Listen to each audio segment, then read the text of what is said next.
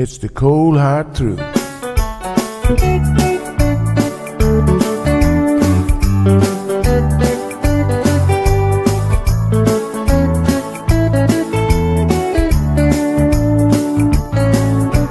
Everyone really want to know what's going on with her show. Just get on the air and you will know it's Sandra. The queen of the mile road is here, helping people from everywhere. Get on the phone and you will hear Sandra. Now she will tell you how it goes, but don't you ever step on her toes, 'cause you will hear the cold hard truth from Sandra. They say she's the hero in town, helping people from all around. You get a call, your money is found, it's Sandra.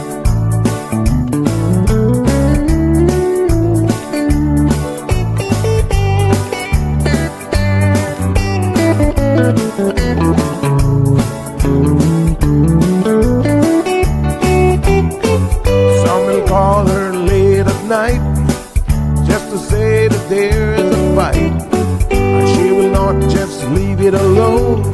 She'll get up and call on the phone, and when politics starts on her show, everyone really wants to know the way the things will really go with Sandra.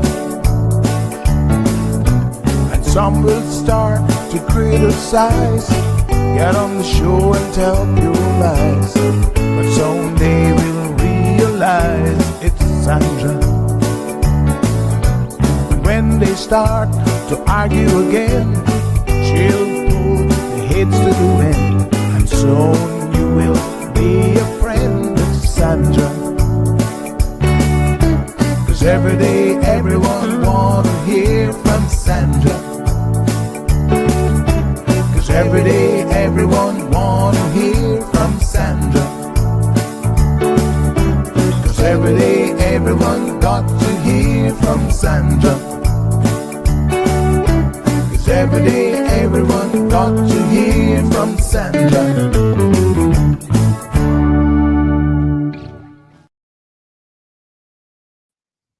Good morning, K-Man. Happy Hump Day Wednesday. How is everyone doing this beautiful Wednesday morning? I see we still have a little bit of overcast. I think we can expect that for the rest of the week. However, it's looking a little bit better. So clearer skies up ahead. Continue to try to be safe on the roadway. I just see someone sending me probably a jackass of the day alert about someone driving very, very poorly. Ah, boy. So yes, we will post them. I'll have a look. It looks like it's a video. Video is always the best. That's why I encourage you guys to get a dash cam so that you don't have to violate any rules yourself, especially if you're driving alone, so that we can see what they're doing. Because otherwise we're kind of taking your word for it. And then some people are like, well, Sandy, I don't know if that's how it actually happened, because we've only got a photo of the car and the license plate. So that's where people become skeptical in this day and age. They actually want to see the video evidence of the poor driving. So I get it. I mean, you know, people don't want to make assumptions when they say to themselves, but we could have firm evidence of this. So yeah. So if you get a dash cam, then you don't have to be, you know, trying to sneak a peek and sneak videos and all sorts of stuff. So that's always best. So I'll have a look at what was sent to us. And yes, you know, we have to keep each other accountable, to be quite frank and honest.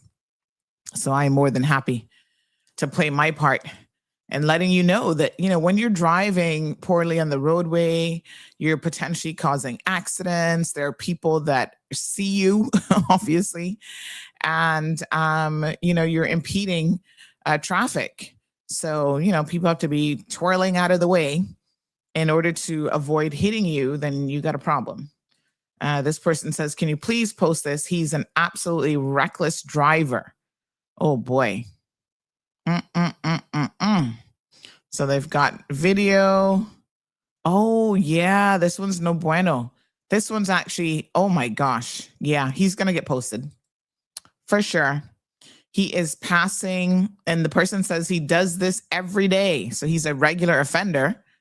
And he is passing. Can we see a plate number? Because we'll send it to the Popo as well. Because they did say that they will arrest people. Let me see. All right. Okay, that looks like spots, but I'm just going to confirm. I can't tell where it is, but he's passing multiple cars on a solid line and being quite reckless about it.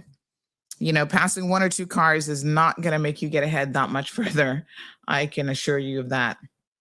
And then the potential of actually causing an accident is really there. So let's just be courteous. And also, how about we just follow the road rules? Because all of these things, based on the evidence that I see here this morning, actually break road codes. And so that's no bueno. That's not good. We continue to keep each other compliant, accountable, right? Beautiful. So we're going to get caught up a little bit on the e-bike situation. It was postponed. I understand that Cabinet, in the end, decided to give you guys a little bit more time to get yourselves sorted out before enforcement began. And so we do have some details on that. It's still coming. It's just that you have a wee bit more time. So I would suggest that you get on it. I still had someone messaging me up to yesterday saying, Miss, we can't get any coverage. You know, the DVDL doesn't know anything about it. That's not actually true. Okay. It's not true at all. So you got to make sure you're paying attention. You have the responsibility as road users, as e-bike users, to pay attention to what's happening and to ensure that, you know what the law says, you know how to go about being compliant. You know, you don't get to buy a car and say, well, I don't know how to get insurance for it, so therefore I won't bother. No, insurance is a requirement, right? And now it has been a requirement for some time in relation to e-bikes. Now they're simply going to enforce that. So we're going to go through that again, because there's no reason why anybody shouldn't really know what is happening. So we're going to keep on top of it for you guys.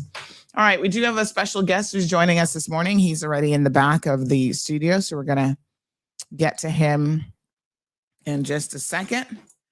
And I just want to remind you guys that the links, you can refresh now because I've just updated them. The links are available for you. Every morning we're reusing the same link. All we do is we update the backlink. I'm thinking it makes it easier for you because you can literally save those two in your phone, and then you always have them readily available. So I'm still sending them out for you just as a reminder at this particular stage in case you forget. But at some point, I'm probably going to stop sending them out because they literally are not going to change, right? So we figured out how to do it on our end just to ensure that the link will be the same for you. And so now all you have to do is save those links and you are good to go. Easy peasy, lemon squeezy, as we say around here, honey child. All right. So everybody had a good night, I trust. We're going to get going here with our guest. We got a special guest in the studio today. I love celebrities. I'm going to call him a celebrity. He's probably going to chuckle over this, but you know, I love people who are doing amazing things in the entertainment space, because quite frankly, it reinforces what I think a lot of us already know, is that Caymanians have amazing talent on this island, all walks of life. We've got artists that run the gamut. I mean, every time I go to Art Week, I'm so impressed by, you know, what I see being produced here, you know, the ideas that people have and how they are really dedicating themselves to their craft. We had Miss Jazz Pitcairn on the show, I think that was last week, talking about her upcoming Ivan film. Don't forget, you've got the, you know, the casting call for that. If you might be interested in being in that film, go to that. That's coming up. Is that this weekend? Oh my gosh, I think that's this weekend. Wow. So yeah, make sure you get out there to the Hartwell Theater I might scroll through just for the fun of it. I might see if they can cast me as something. I don't know. But we've got people who are musicians, songwriters, directors, filmmakers. They just run the gamut. And so, although we are a very, very small country, I can assure you that despite that, we still have amazing talent right here on our beautiful shores. So, we're going to be highlighting one of those individuals today. And so, I want to go ahead and bring him into the studio. His name is, let me make sure I get it right, Asher Lopez. And he's a young Caymanian filmmaker and actor. And we also have with him Badir, who I think we're going to find out Badir's role in this, but he's normally behind the scene producer, director kind of role. So let's go ahead and bring in Asher first. Good morning. Good morning. How are you? Can you hear me okay? Sorry, my morning. Okay. All right. Morning. How are you? My mic was muted accidentally. No, that's okay. It happens to the best of us. Trust me. So first of all, thank you for coming on the program today. It is so good to see you. We're going to get into some details here in terms of who you are and what you've been up to. And, we'll go ahead and welcome Badir also on the program. Good morning. Good morning, sir. How are you? I'm great. Hello. How are you? Morning. I'm good. I'm good. I think most people probably know who you are, but we're going to still get a little introduction here in a second and see what Badir has been up to lately. He's always been in the creative space, and expanding that sounds amazing. So, Asher, tell us a little bit. First of all, Caymanians want to know, who's this kid? Who is he? Who your mama and papa would be? Yeah, so my name is Asher Lopez. I'm Caymanian. I'm 20 years old. I'm a creative, a filmmaker, and actor. And I just had my debut short film that was produced with Badir win a film festival award in Europe and Austria. And the type of film it is groundbreaking for the Cayman Islands and the Caribbean, because it's the first of the superhero genre produced in the Cayman Islands and any of the Caribbean islands, and it won all the way in Europe. So, all right, before we get to the details of the film, like I said, we're still going, who is this kid? Tell us a little bit about who's your family, who you related to. My brother, my mom, and my dad. Badir, you gotta help him out here. Yeah. Nah, Asher can speak for himself. All right, come on, Asher. Who are you? Like, you want their names? Yeah. Well, I mean, Caymanians want to know. My brother. Not your brother. I mean, I'm sure he might be a great guy, but who are your parents? My parents are Yolande Lopez and Chris Lopez, and then my brother was the Caymanian boxer Alec Lopez. Okay. Yeah. Fantastic. All right. Very good. So how did you get into film? I mean, first of all, we'll talk about the genre here in a second, because I do think it's very, very interesting. But you're only 20 years old. So when did you start in the entertainment industry? And, this is pretty impressive for a 20-year-old. I mean, from such a young age, I was always very creative, and I pretty much always knew what I wanted to do. But I really got into the professional entertainment industry when I was 18 years old, right after I graduated high school, and especially when I met Badir, and he gave me the opportunity to do a scene out of my full-length script. That was like my helping me get my foot through the door in the professional space. So pretty much 18 years old. I got into the professional industry. All right. So somebody had to give us the rundown on who you are, because they're like, this kid he's not getting it. They said Chris Lopez is Joanna Brown's brother. His aunt is Lizette. Mom is Abraca. Sounds about right? That's you? Yeah. You see, that's the information people want. Now we know who you are. You're half BRCA. That's great. So an 18-year-old getting in the film industry. You said that you'd been working with Badir before that. Badir, tell us a little bit about how you found this young man to kind of put under your tutelage, and how did that happen? Well, I think he reached out to me, and then I responded, and before we actually met, we ran into each other at it was like a small business expo, Ah. and then we just got to talking, and I was like, he told me he wrote this story that he's talking Mhm. about Awesome Man. I was like, well, send me the script. That's like my favorite line. Send me the script. Send me the script. Everyone wants to Mhm. work on a movie, but not everyone wants to write a script. Everyone has an idea for the movie, a movie, but no, not everyone's actually written a script. So, but Asher did. He sent me it, and I loved it. I thought it was very well written, and it had been a while since I had done a short, so I circled the scene. I was like, we could do this in Cayman, and I hit him up, and I was like, let's do this short, and we did. Mm. Wow. So, Asher, you sat down and had a script ready as an 18-year-old? No, actually, I had it already as a 10-year-old. It started from What? So Oh my Awesome Man goodness. originally started from me making a drawing on a piece of paper and a mini iPad iMovie trailer. Uh-huh. And then because at the time I was 10 years old and I was in 5th grade, we had what were called passion projects. And so I Mm. used the assignment of having a passion project in school as the opportunity to bring the short film, the full-length film, but within 5 minutes to life. Mhm. And so I had to write this script in school for it.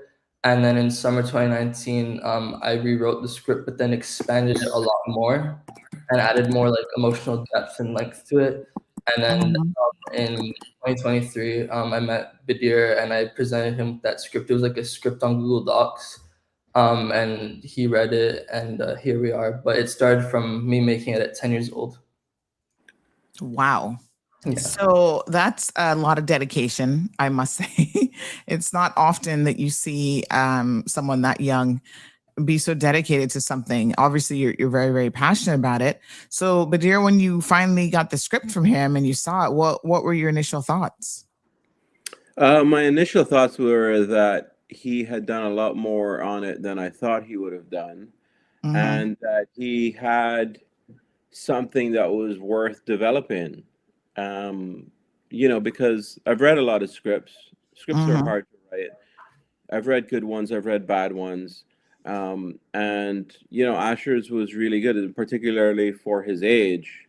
Mm-hmm. And the idea and the concept, the superhero Awesome Man was fresh and unique. And yeah, so on one hand I was like, okay, let's film this scene, which we did, which was his movie that he took to Austria, the film festival, and won awards with.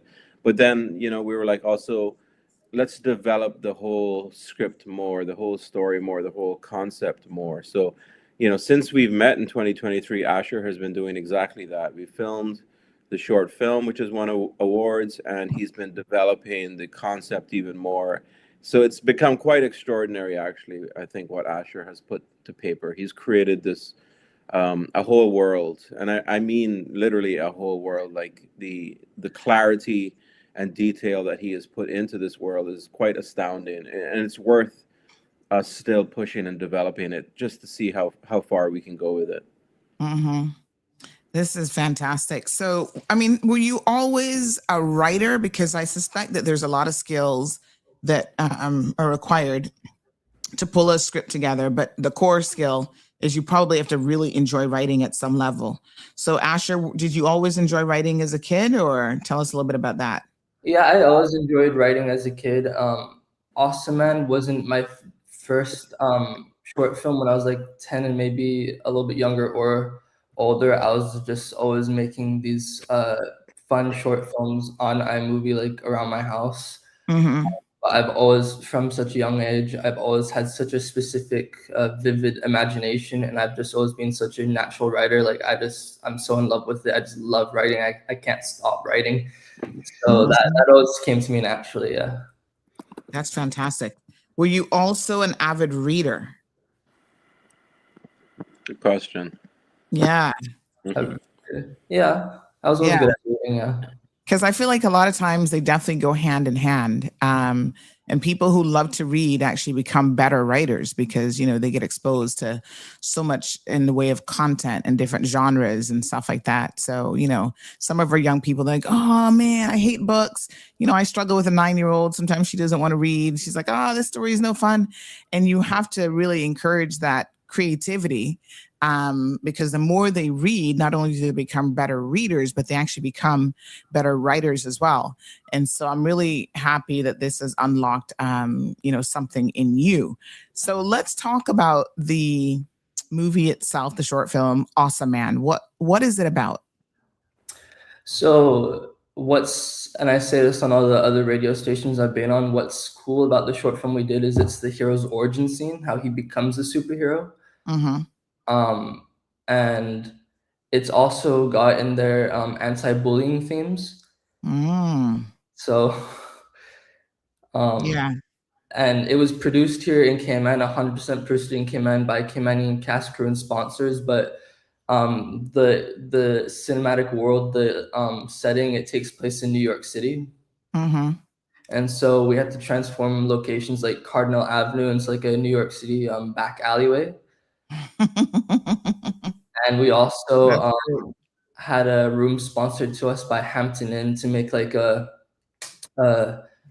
couple's or a family's like luxurious penthouse. Mm-hmm. And what's cool about that is that I kind of got into some history with it, where the penthouse that the hero is staying in is Alexander Graham Bell and Coco Chanel Bell's penthouse, and he has like a transformation in the room that he's not expecting, and then he ends up blowing up the window with his eyes and then jumping out and then crashing down on the ground, and a fight scene starts trying to save him. Wow. Yeah. So Awesome Man, it says that he's a Caribbean superhero. So tell us a little bit about who he is and what's his superhero power. What does he do? So with the Caribbean superhero part, he's not a Caribbean cultured superhero, but it's the fact that I'm Caribbean in nationality. That's what makes it Caribbean. So it's not Caribbean culture. But his yeah, so I don't want to specify that. And his superpowers, his powers are internal because he takes a serum injection. And one of his superpowers is flying. Okay. As well as blue heat vision, super strength with muscular definition, and super hearing and reflexes.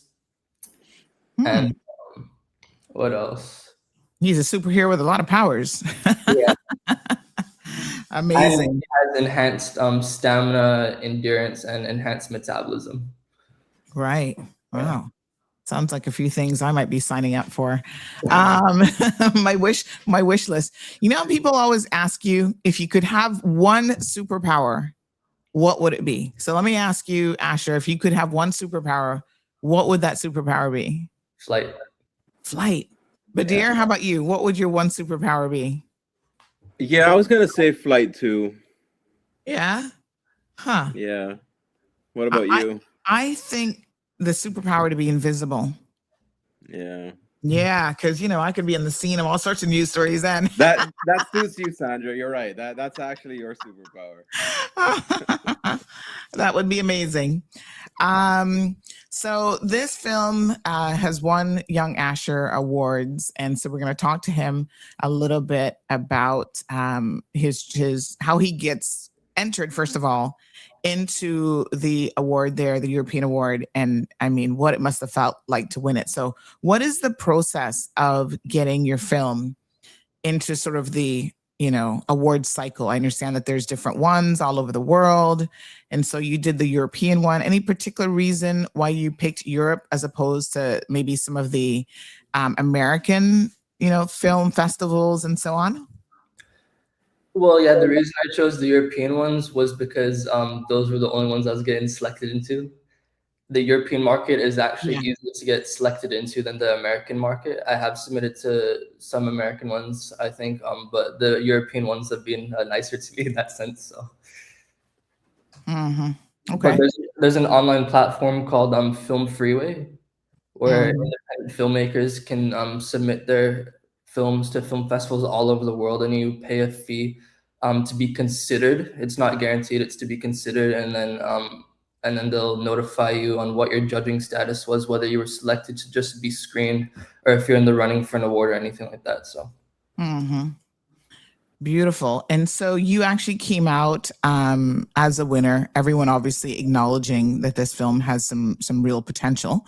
So tell us a bit about when you first heard the results. Was it like a live event, or do they do kind of pre-screening and you knew before you went? Tell us about how that process works. Yeah, so I knew that I was in the running for an award before I went, because it was like in June 2025. That I had received an email from the Film Freeway, from the film festival, saying that I was a semi-finalist, and then it was like a few days or maybe a week later or something like that, that I was notified that I went from a semi-finalist to being nominated as a finalist. And my first time at receiving something like that, I had it on my phone, and then I had slowly like talked to people around me about it, and then we were like trying to know if it was like really legitimate, not like what the weight of it. And then we even had to come to Badir personally, drive all the way down to his office, and like show him the email and everything, confirm that this is legit. He was like, yeah, this is like, legit. And it was, I don't have any words right now to describe what that felt like. It was really just like a quiet awe, like taking so much in, like I can't have words to it. And so it was very high anticipation throughout the year. The gala would be in December 2025 from being notified in June 2025. And throughout the year, it was very high stakes, mixed emotions. And then when we went to the gala in December 2025, and we were at the gala, and I saw that I was in the running for Best Actor, because I'm pretty sure I had originally submitted the film to be in the category for Best Short Film. So I guess the jury reviewed my short film and then decided to move me to the category of Best Actor instead of Best Short Film. And then when I saw I was coming up with all the other competitors that I was up against, then Hollywood actor Josh Hellman came on the screen via like a video announcement. And then when he was like the winner for Best Actor, and my heart was just racing, and I didn't know to feel like down or up or whatever. And then when he said go to Awesome Man, I was like shaking, and like I was just in emotions, and then I gave my speech, and man, that was, I don't have the words to describe that. That was one of the best moments of my life. Wow. That was a very heavy moment. Yeah, I mean, this is amazing. Badir, what are your thoughts when you hear, just the buzz and excitement around his film, making it international? The Europeans are loving it. I'm sure it'll go even broader on the American sort of like film market and stuff as well. What were your thoughts when you heard that it had done so well and it actually won? I was just proud of Asher. Like, he's put so much work into this since he was 10 years old, and so to receive, like sort of outside accolades is always great, right? To know that your work is appreciated, not only from people that love you and are from where you're from, but who don't know you and who are from abroad and can still appreciate what was done. And we worked hard in the film, and it's independent. There's no funding, and art is always hard to make when there's no funding, and especially a film. So just proud of Asher, and I think it was, we sort of look at it as just one step along the way. This is a step that confirms that he's on the right path with developing the concept, and hopefully it's something that just sort of reinvigorates him and us to keep pushing it forward. Absolutely. So we have an audience question, and they're wondering what's next. Are you going to develop this into like a full film, or, what's the next step? So I'm excited to talk about that part. So this short film now serves as like a prototype, a proof of concept for the feature-length film. I spent from June 2025 to November 2025 deep, intense writing sessions from like early in the morning till late at night, fully absorbed into it. and I've actually now completed the full feature-length script. It's like 2 hours plus and 167-page script. And just before I went, it was like a week or two or something like that, before I went away to the film festival, that I actually showed the full length script to Badir, and I'm sure he could tell you how he felt about that. But the praise he gave to it and the validation he gave to it, I was like, this is gonna work. What I spent so much hard work on, this is gonna work. And it was hard work too, because like you said, world building. This film is like the kickoff for what I'm building as a superhero franchise, like a superhero cinematic universe. So I had to have like a cinematic universe roadmap and other character scripts, and to know if I'm putting this in the Awesome script, how will this make sense or be continuous later in another script, and like be like a slight nod or payoff to the Awesome Man script. And so it's not an isolated or like standoff film. It like builds on like a superhero cinematic universe like Marvel or DC. So I was just gonna say, when you were saying that, I was thinking of the Marvel and DC sort of. It's like a whole world, right? And for me, you know, I don't follow them a whole lot, but my husband obviously is a big fan, and so he knows all the books and the characters and how they're interconnected. And you know, I confuse the two. I don't know if somebody's a Marvel or DC. I'm like, oh, Superwoman, who is she in the big scheme of things? I don't really know.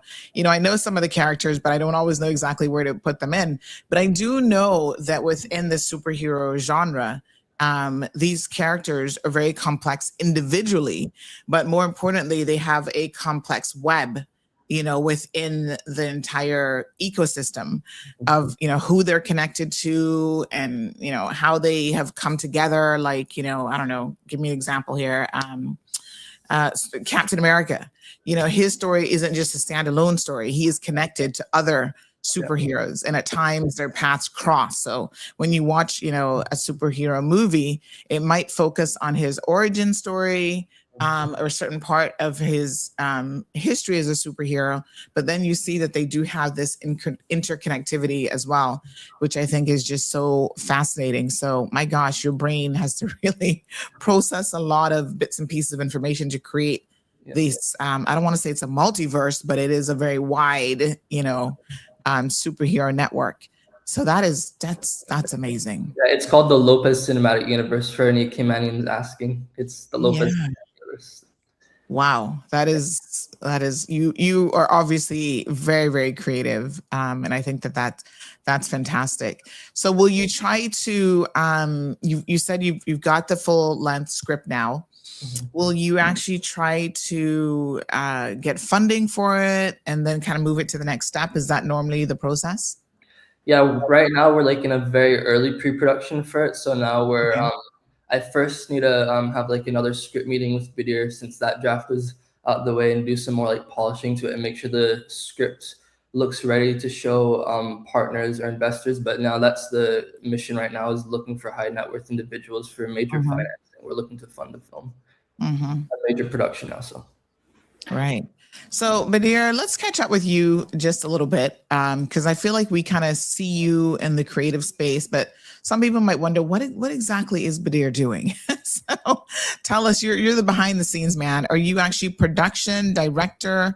What is it exactly that you're helping you know, these creators bring to life? So I'm a producer. It's taken me a few years to sort of realize and accept that. Yeah. But you know, you said it when I first came on. I'm a behind the scenes guy. Yeah. And I that's where I fit best. I fit best helping directors accomplish their vision. And that's where I spend a lot of my time whenever we're working on films.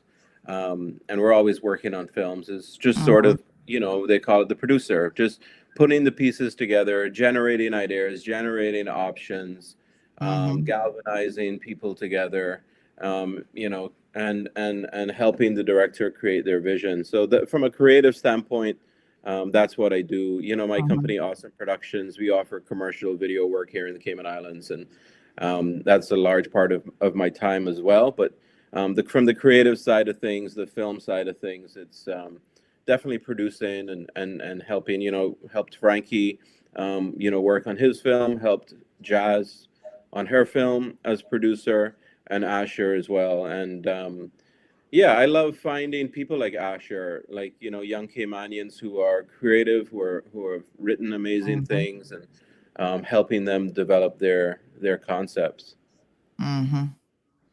Fantastic. I love it. I love it. So, you know, our audience are loving this. Someone says, I love this for him. So J.K. Rowling, laughing out loud, potential to create a whole cult classic. So what sort of, another audience question is, they want to know, what sort of connections did you make at the awards? Do you feel like that gave you more access to resources or potential funding? So that was my initial thoughts before going to the gala. I thought I was gonna meet like other producers or distributors or agents and managers and investors and stuff, Mm-hmm. but that didn't end up happening. But I did meet people who I ended up getting their social media, and two other people who won as well, and every here and there we'll maybe be in touch with each other. But I didn't meet any like partners or anything like that. Yeah. So Well, you never know. I mean, you might have met someone and didn't click yet. And then at some point, you know, they reach out and say, hey, I remember you from that film festival. Was this your first trip? It was actually in Austria. Was that your first time going to Austria? yeah, that is my first time going to Austria, and it was for the film festival, so that was pretty exciting as well. It's amazing. We were there last year for the chamber actually did their annual trip in Austria. So we were in Innsbruck for like a week, and then we kind of did Switzerland, probably more than a week, but we're all over the place, but we were based in Innsbruck, and Austria is just beautiful. Oh my gosh. Oh, So, it is. I loved it. yeah, absolutely gorgeous. If it wasn't so far away, I'd go back again really soon. Had a great time, but this is amazing. So we want to congratulate you, and I think Cayman's film community should be very, very proud to have a young man with such amazing talent. He's putting in the work, lots of hard work, obviously. Hollywood actor Josh Hellman presented the award virtually, and so did you have an opportunity to connect with him afterwards? What was that conversation like? Oh no, I don't know if he knows I exist or not. Maybe Oh, because yeah, it was like a pre-recorded video, and okay. he didn't say Asher Lopez or AL Studios or Awesome Productions. He said Awesome Man. So I'm sure that being said, that the jury reached out to him and had to like pay him to say this stuff, but him and I don't know each other, have any interaction. Okay. All right. Well, still good. Still good. Take the take the accolades. We have a couple of questions. To emphasize what's very powerful about this journey as well is the Mhm. fact that I've been able to do all this, and I've never had any formal film school training or any I college. mean, So. yeah. Wow. Have you given any thought to if you want to ever go in that direction? Do you think that that would help you elevate to the next level, or will you just continue for a while kind of doing what you're doing? I would continue just on this momentum trajectory, Mhm. doing what I'm doing. Yeah. I'm just not really into any kind of school system or classroom setting or learning the theory or anything. I'm like more of a Your self-directed practical. Yeah. learning person. I learn by doing, and I just want to, it's like a practical application thing. I'm going to practically apply this to my stuff. So that's, yeah. All right. Fantastic. Jennifer's here for it. Good morning, Miss Jen. She says, I love the creativity of Caymanian film producers. Question for Badir. Any thought or consideration given to writing and producing a movie on the life of a Caymanian seaman?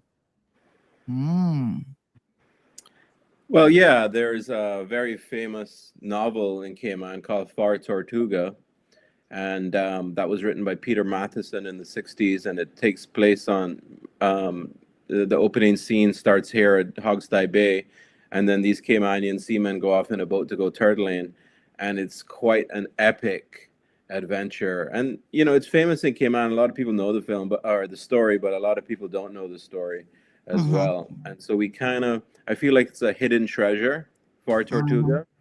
It's a hidden treasure. It's a Caymanian epic. It's a Caymanian story.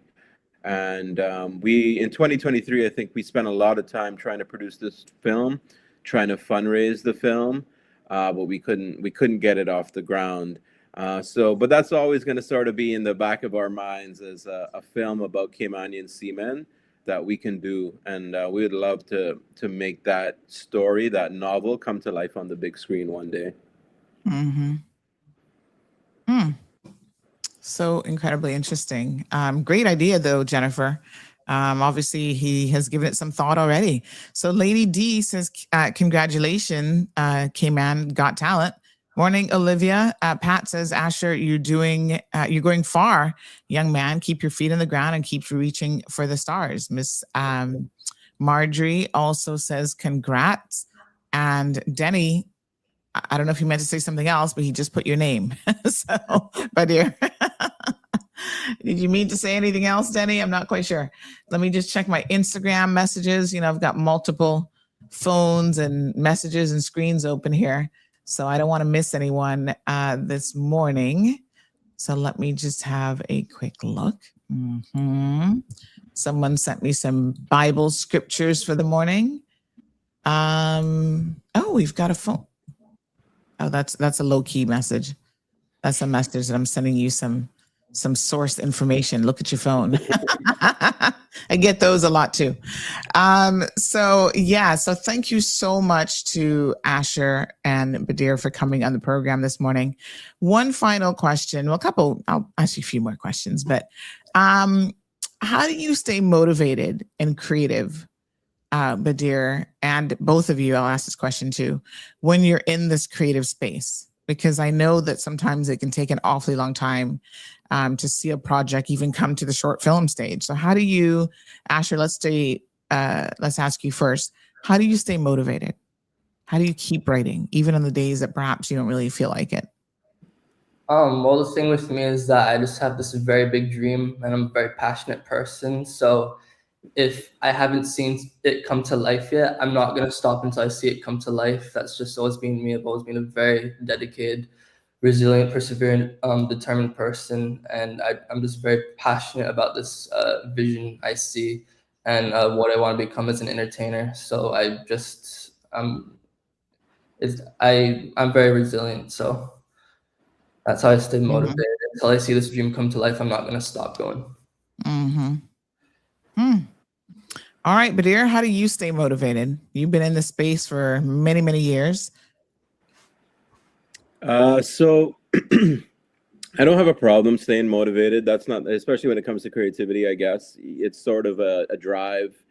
It's sort of almost oxygen, I guess. Where I have to stay motivated is doing the other things that, to live a normal life, like bring in money to pay the bills and, those kind of things, the practical things. That's where I need motivation when it comes to creativity, when it comes to developing stories, ideas, and concepts, producing films. It's, there's really no motivation required. Where, like Asher said, he's just driven to make this come to life. And I'm also driven to create and to produce. And we sort of have to do that to stay alive, to feel normal. So it's, I don't always really need a lot of motivation to be creative. I need motivation to, to do the other mundane things in my life. I hear you. I totally get you there. And finally, I'm kind of wondering the story of this particular superhero, Awesome Man. I think is fantastic what you've shared with us. But what bit of advice would you give? Does Awesome Man have a message, Asher, for K-Man's youth? What would that message be? That's a very deep question to think about. Message for K-Man's youth.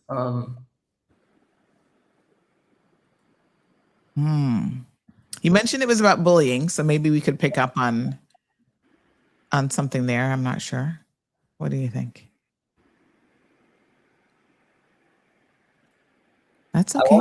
I want to get something deep and philosophical. I don't want to give something too. No, it's okay. It's okay. Let's read some more questions while you're thinking about it. That's okay. Like you said, that was a tough one. Yeah. Dean Shalette says, hasn't the government approved a budget for filmmakers? Badir, let's talk about the practicalities of being in this space. We know that it costs money. And there's a lot of challenges that come with it. For example, Asher was talking about, the challenges of even trying to, replicate certain scenes here in Cayman and doing the best that you can with that.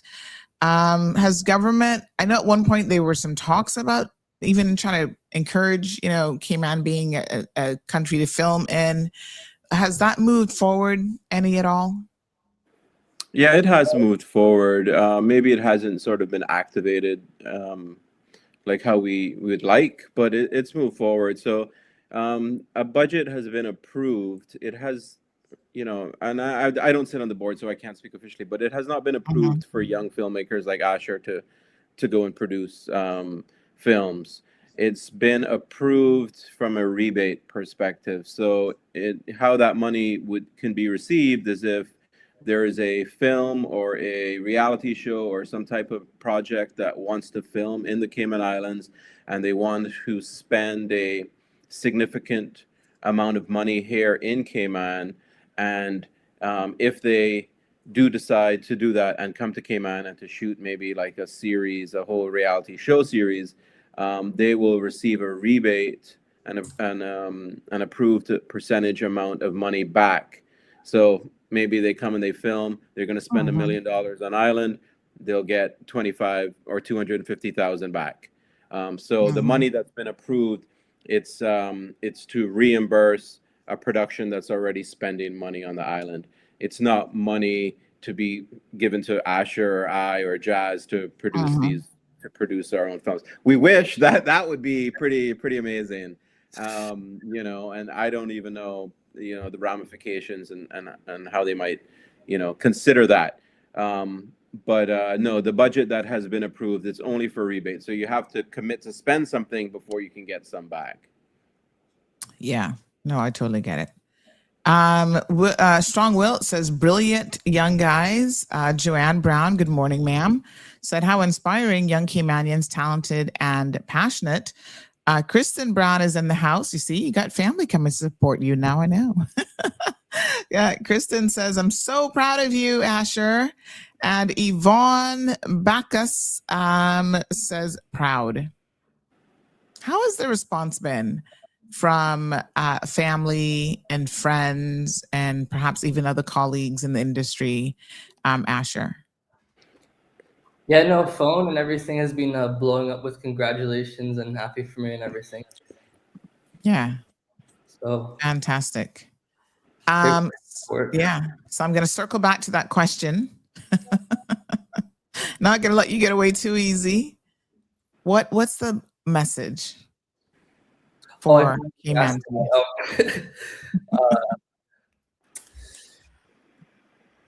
If anyone tries to bully you, you can stand up for yourself. They only have as much power as you give them. That's all I can come up with right now. Yeah. That's okay. Yeah, I mean, that's an important message. Yeah. So thank you very much, very much. All right, so folks, put together your virtual, and I'm surprised nobody called in. I'm going to give Denny or anybody else an opportunity to call in and congratulate Asher by way of a telephone call. I see lots of positive messages, obviously. Over 200 people on our live stream, but we want at least one person to call in here today. So I'll give a couple seconds. Marjorie says Asher is the grandson of the great Wiley Lopez and a great piano player. He even played for the Queen, Father Joanne Brown, and Chris Lopez. Our young men, I think, are doing so well, I think is what I meant to say. Thank you, Miss Marjorie. She put it in a little bit more of a family context. So that's amazing. Thank you so much. Any phone calls for Asher? Come on, one person can call him, 936-2626. Somebody else says, similar to sports, etc., corporate sponsors prefer donating to established organizations rather than giving money to an individual. Consider establishing something and putting weight to the industry by appealing to companies to be long-term benefactors and then choose which promising Caymanians to get behind. All right. Yeah, sounds great. All right. Thank you guys so much. Nobody's going to call, really? One phone call? You guys are going to make me beg for a phone call this morning? Aye. That doesn't mean they're not showing you any love. Sounds like they're all a little bit busy this morning, guys, but that's okay. All right, folks. So thanks again to Asher Lopez and Badir for joining us on the program this morning. This is an amazing accomplishment. And I think that, your future looks bright. And I want to just encourage you to continue. Aha! I knew I could count on Denny. When all the chips are down, you can count on Denny. Good morning, Denny. Buenos días. ¿Cómo está? Buenos dias, señor. I have a question, Asher. First of all, congratulations. And when you think about the work that you're doing and what it takes to do it, what would you say to our young people in school who are undecided about what they want to do in life?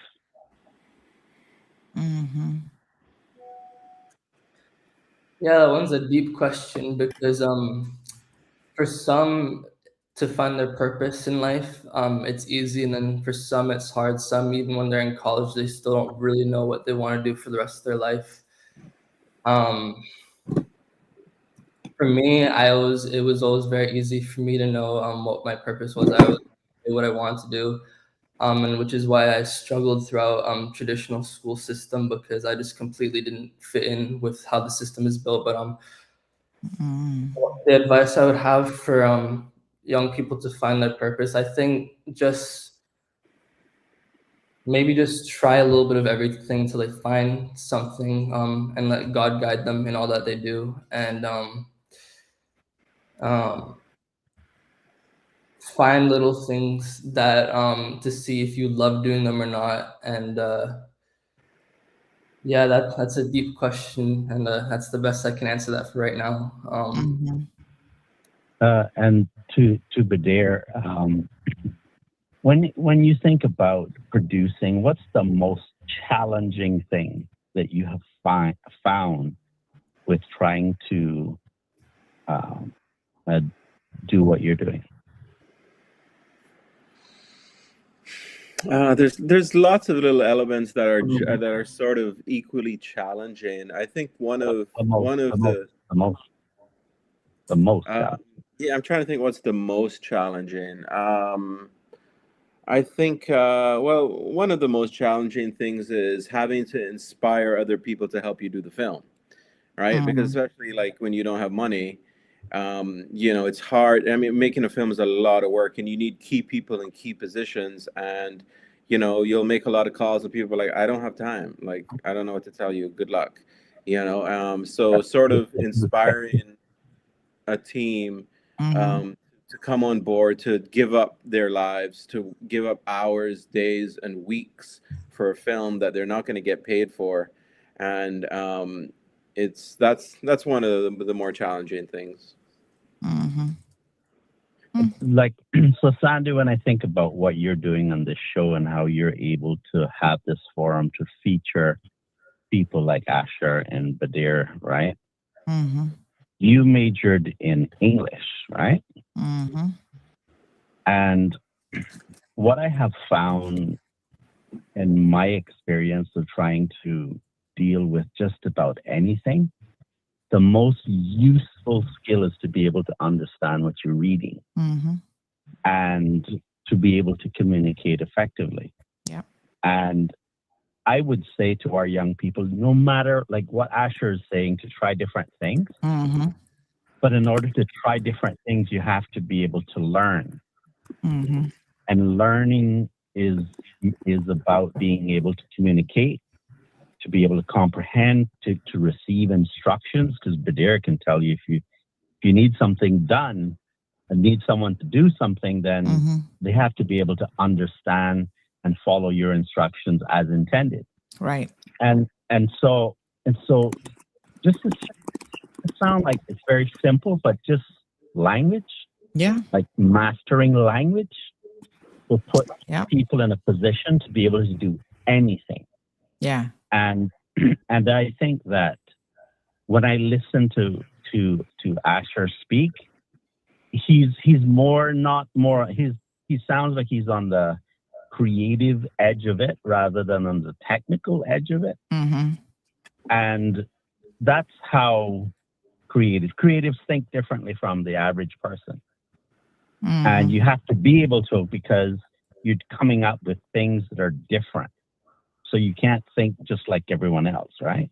I appreciate hearing what he had to say about that, because I had my clashes with teachers. I remember asking the English teacher to explain something to me. Can't remember what it is at the moment. And she couldn't understand why I couldn't understand because everyone else understood. And I'm like, well, I don't understand. And I think that the education system should be willing to meet each person where they are, because you never know who is going to be coming out of the classrooms in KMAT. And I look forward to see what other work Asher's going to do in the future. Thank you for coming on today. Thank you so much. And I mean, Denny makes such a good point, because some of our listeners may have heard me talk about, you know, even my sort of personal journey. And when I was in high school and I was doing this teen court volunteer program, and as you know, the universe would have it, one of the judges, well-respected judge in Tampa, became one of my mentors. And when I was sitting down talking to him about, okay, you know, I'm going to go to university. Ultimate goal is law school. You know, how do I get there? Like, what's the right path? Do I do political science? Like, do I try to find a school that has a pre-law program? Because some universities had that. And he said, no. He said, listen, take it from me. Take it from my experience. You know, he went the pre-political science route. And he says, in retrospect, if I had to do it all over again, I would actually become an English major. And I was taken aback by that as a high schooler. And I said, really? And he said, yeah, because the things that you need to get through law school, he said, you'll learn the law. That's not going to be the issue. But the things that you will need to actually be successful in law school, the fundamentals are good writing skills and good comprehension skills. You're going to read very, very complex cases. And you're going to have to break that down and summarize and walk away understanding what the key legal principles are. And then you also have to articulate that in terms of being able to speak well and being able to write. And so that is the precise reason why I did writing as my degree, which fell under the English department at USF, because I thought, okay. I mean, it sounded logical. It made good sense. And I figured with his wealth of experience, he knew what he was talking about. And quite ironically, although, you know, I'm not a lawyer today, here we are still using a lot of those skills, still writing, still, you know, interviewing people, talking. And I did speech comms as my minor, as one of my 2 minors. And so, yeah, the ability to think critically and to communicate with people and convey in writing, as well as orally, you know, what it is you're feeling or how you're thinking, or, you know, it's just so critical and so important. So I wish everybody would become English majors, but I know that's not possible. But I love writers. I mean, I don't do as much on the creative side as I would like to. But there was a time when I kept a journal and I used to kind of write, you know, short creative things. And I've always fancied myself that one day, maybe this is retirement plan, I'll be a romance novelist. Like I'll write romance novels with a K-Man. Cool. There you go. I know. Maja has a question for Asher. She says, what did you learn from Badir working with him closely? So that's a great question. Badir is a little bit older. So I know he has a wealth of experience that he brings to the table. So was there anything that stuck out in your mind that you learned from him? Well, to advance my craft more early on, he did teach me the things I needed to have the basicness of professionalism, like using industry standard script writing softwares like Final Draft, because originally my scripts were on Google Docs. Right. So how to use Final Draft, and now I use Final Draft almost, if not every day, like a piece of cake, and I love it, thanks to Vadir. As well as using Adobe Premiere Pro as an editing software. That's where the short film was edited. And I learned a lot throughout pre-production as well. And there's been so much he's taught me. He's been a really great mentor. So it's not just one particular thing. It's so many. So yeah, that's fantastic. I love it. Another comment from one of our listeners this morning, just about really trying to, you know, some people are like, oh man, I got to find my passion. Sometimes you don't find what you're passionate about until later in life. You know, life has many paths to get you where you're going. And it is really the journey. I will say this from even my own personal experience. The journey does matter. It's not about the end result all the time. The journey is the most interesting part, right? So someone says, if you're unsure of what you want to do, find something that you're passionate about and give it your all. It's much better to do what you love than to work every day at a job that you can't stand. Is that not so correct? Absolutely. Yeah. I mean, Asher, could you imagine yourself, you know, sitting as a bank teller as an 18-year-old at CNB when instead you were writing amazing scripts and totally being creative? So yeah. You got to know what you're passionate about. Yeah. If you don't do what you're passionate about and you're doing something just to pay the bills, but you're not really passionate about, it's going to show through in your attitude and it's going to ruin your reputation and get you fired right away. So even though I'm not getting paid yet for my creative work, like my movies and stuff, it doesn't matter that much to me because I'm just so in love with what I do. I love what I do every day, and I thank God for giving me the passion and vision He's given me. I love it. You have something that's going to show through in everything. Absolutely, for sure. And can I ask you, how do you sort of financially support yourself? You know, your parents very, very supportive of you still and allow you to be in that creative space. Because when you were just saying that, I'm thinking the creative side of me love that, you know, just follow your creative passions. But the practical side of me, and as a mother, as well, you know, when you hear your kids say that, I think, whenever my daughter says, I just want to be an artist, she tells me this all the time. And I said, that's great, but what else are you going to do to pay the bills? Because being an artist doesn't always pay the bills. So, you know, we need to have some other skills and things kind of, you know, you can do more than one thing at the same time. I don't want to like squash her passion for art and the drawings and stuff that she loves to do, but I do want her to also be practical. So when other people are sitting down here, Asher, listening to you saying, hey, you know, I'm just following my creative flow and what I love to do, how are you surviving? Because you don't look like you're starving. You look well fed. Somebody's feeding you some good Cayman food. So are your parents the ones who really kind of like just there for you 100%? Yeah, I still have their financial support a lot, but also here and there, if there's like a creative job, like in the local creative network, it's posted on the group chat, and if it's something that would fit me, I'll volunteer to have a job on it and get paid some good amount of money for it. So, and just freelance whatever. All right. So there's some freelancing going on there as well. Yeah. That's great. That's fantastic. Well, thank you both so much. Lady D says critical thinking is the key. Yvonne says to me, starting and to find persons to support. To me, starting and to find persons to support. It's funny, my granddaughter is studying in Prague right now. I'm a bit concerned if she will get the support she needs. Yvonne, tell us a little bit about what she's studying, because that's interesting. Emma, good morning to you. Yvonne goes on to say that reading and comprehension, writing, he's so right, speaking to Denny. And then Lady D says, do what you love and you'll never work a day in your life. For those of us who are living that dream, it's amazing. But the reality of it is you're going to work more. When you do what you love, you're going to put in so much more work than the average person, but it just doesn't feel burdensome because you actually do really enjoy what you do. But it's not that you're not going to work long hours, sleepless nights, you know, they're all there. And there are times I think, oh my God, I could really get more sleep, but you're up again, sitting in the talk show seat because this is what I love to do, right? So thank you so much, Asher Lopez, Badir, Awi. Did I get the last name correctly? Yes, you did. Awesome. Love it. Congrats to both of you. Badir, I know we've got another project that you have just been working on that dropped with another Caymanian. So I think we need to have a conversation about that one as well with Frankie Flowers. We'll do that another day because that's like sounds good, Sandra. And while I have you here, I have a podcast and I'd love to have you on. So Oh, well, maybe hold we can on make a that second. happen as You well. do? So I do. why are you not part of the CMR TV creative team if you have a podcast?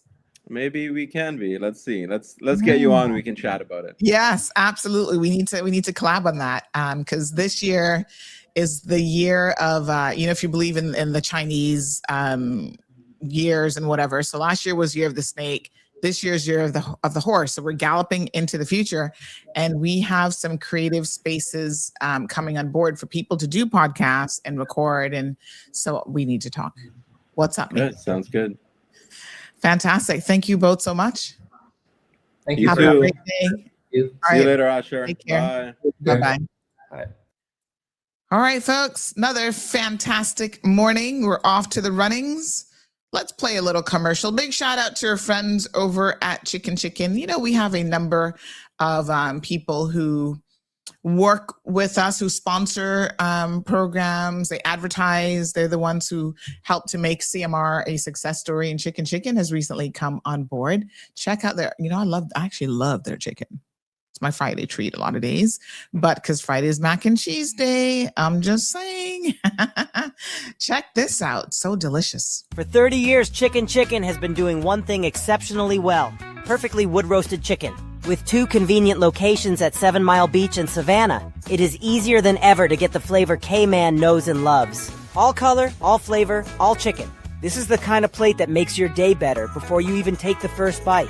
No shortcuts, no trends, just real K-Man flavor that keeps generations coming back. If you know, you know. And if you don't, today's the day to find out.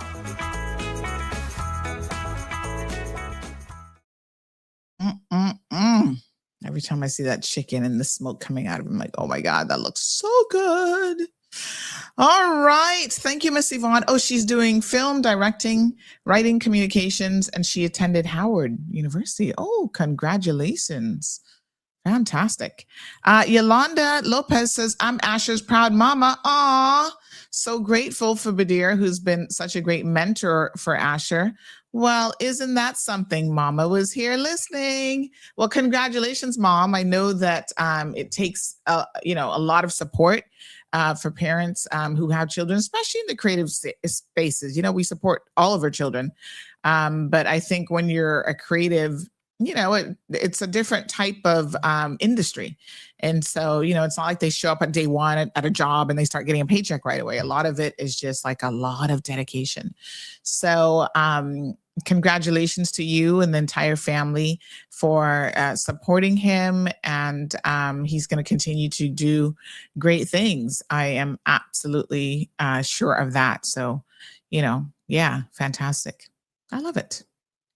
Absolutely love it. Okay. So I got some news for you guys. You're not going to believe this. Like I do not make this stuff up. I only report on it. Oh, Miss Pat says 2026 is year of transformation.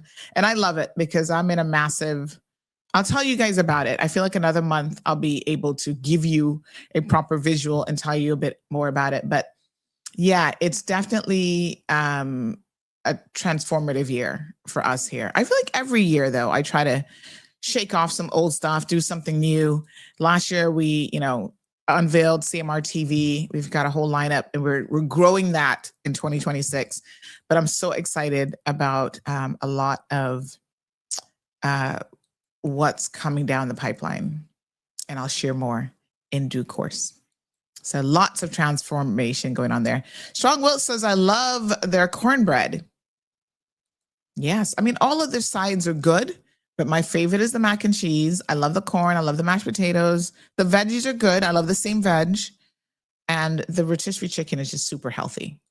And so I don't feel as bad eating the mac and cheese. And then you can do rice and beans.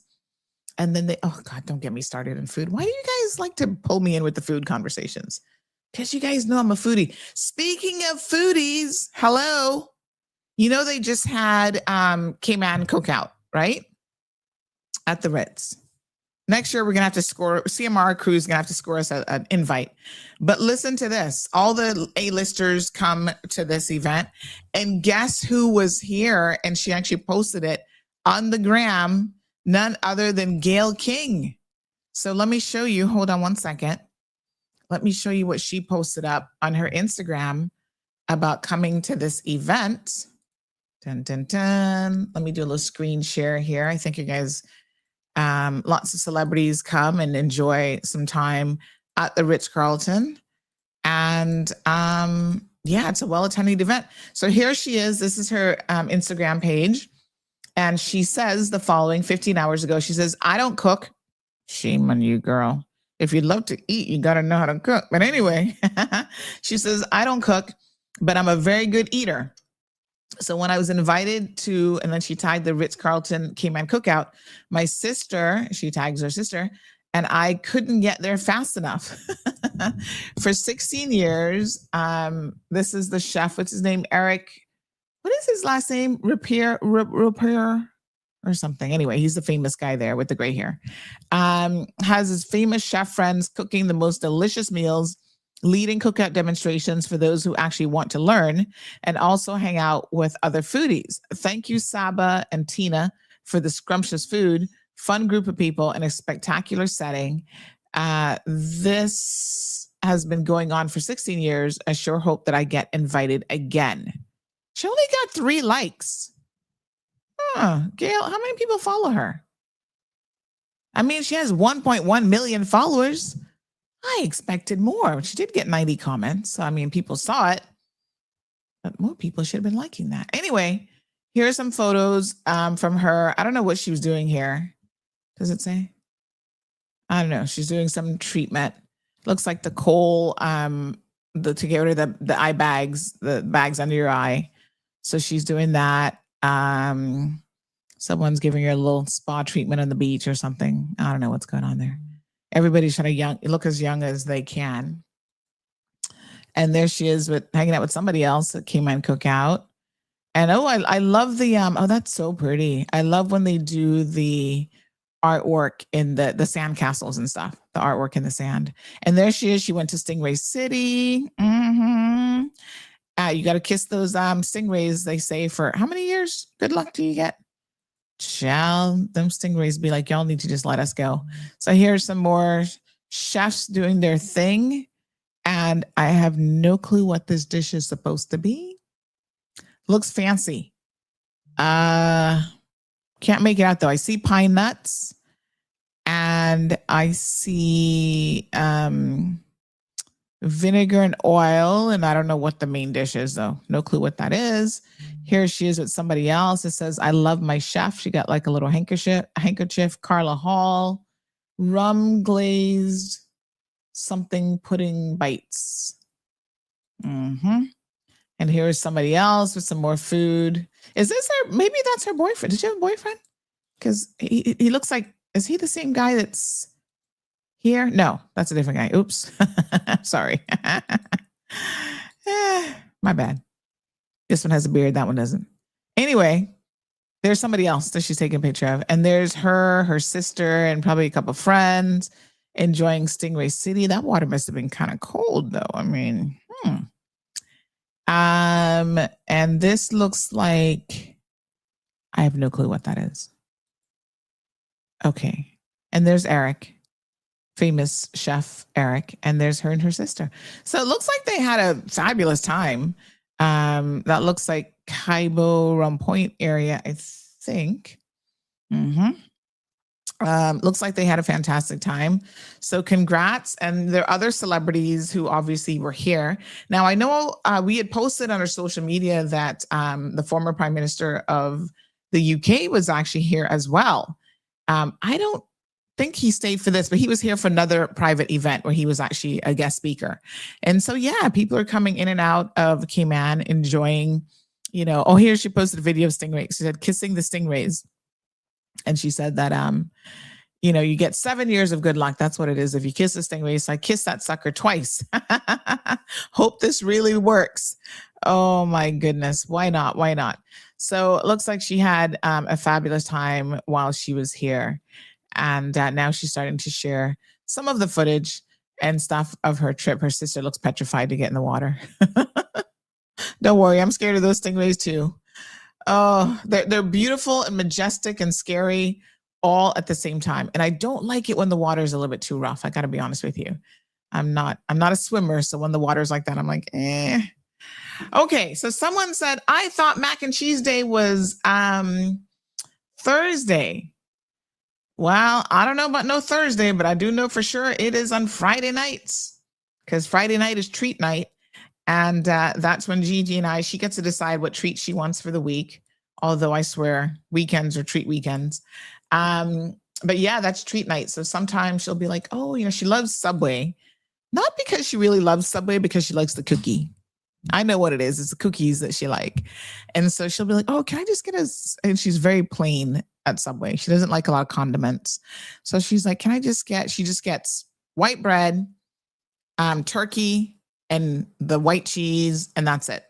Lightly toasted, not a single condiment on there, really. And so a lot of times, though, I'm all about the mac and cheese. And you know who else makes amazing mac and cheese? Because I really love, you guys know. If you know, you know. When I cook, one of my signature dishes is my mac and cheese. The more cheeses, the better. And so Fresca, which is located right here in Savannah, it's like my go-to place a lot of times for meetings and stuff now. Great food. They make a really amazing mac and cheese as well. Lots of fantastic restaurants. That's why I think Cayman Cookout, 16 years has gone by in such a quick amount of time. But, they get to highlight and showcase the culinary side of Cayman. The Ritz is obviously where it is held, but we have so many amazing restaurants on this island. Cayman is full of amazing food and amazing restaurants. We really, we are, and I don't care what anybody else says, we are the culinary. We are the culinary king, queen, everything, capital of the Caribbean, without a doubt, for sure. Yvonne says your podcast will be great for my granddaughter to listen to. Send me your podcast information. I'm assuming that's for Badir, so I'm going to pass that on to him. And if all goes well, I see a collaboration here. I didn't even know he had a podcast, to be honest. So that's fantastic.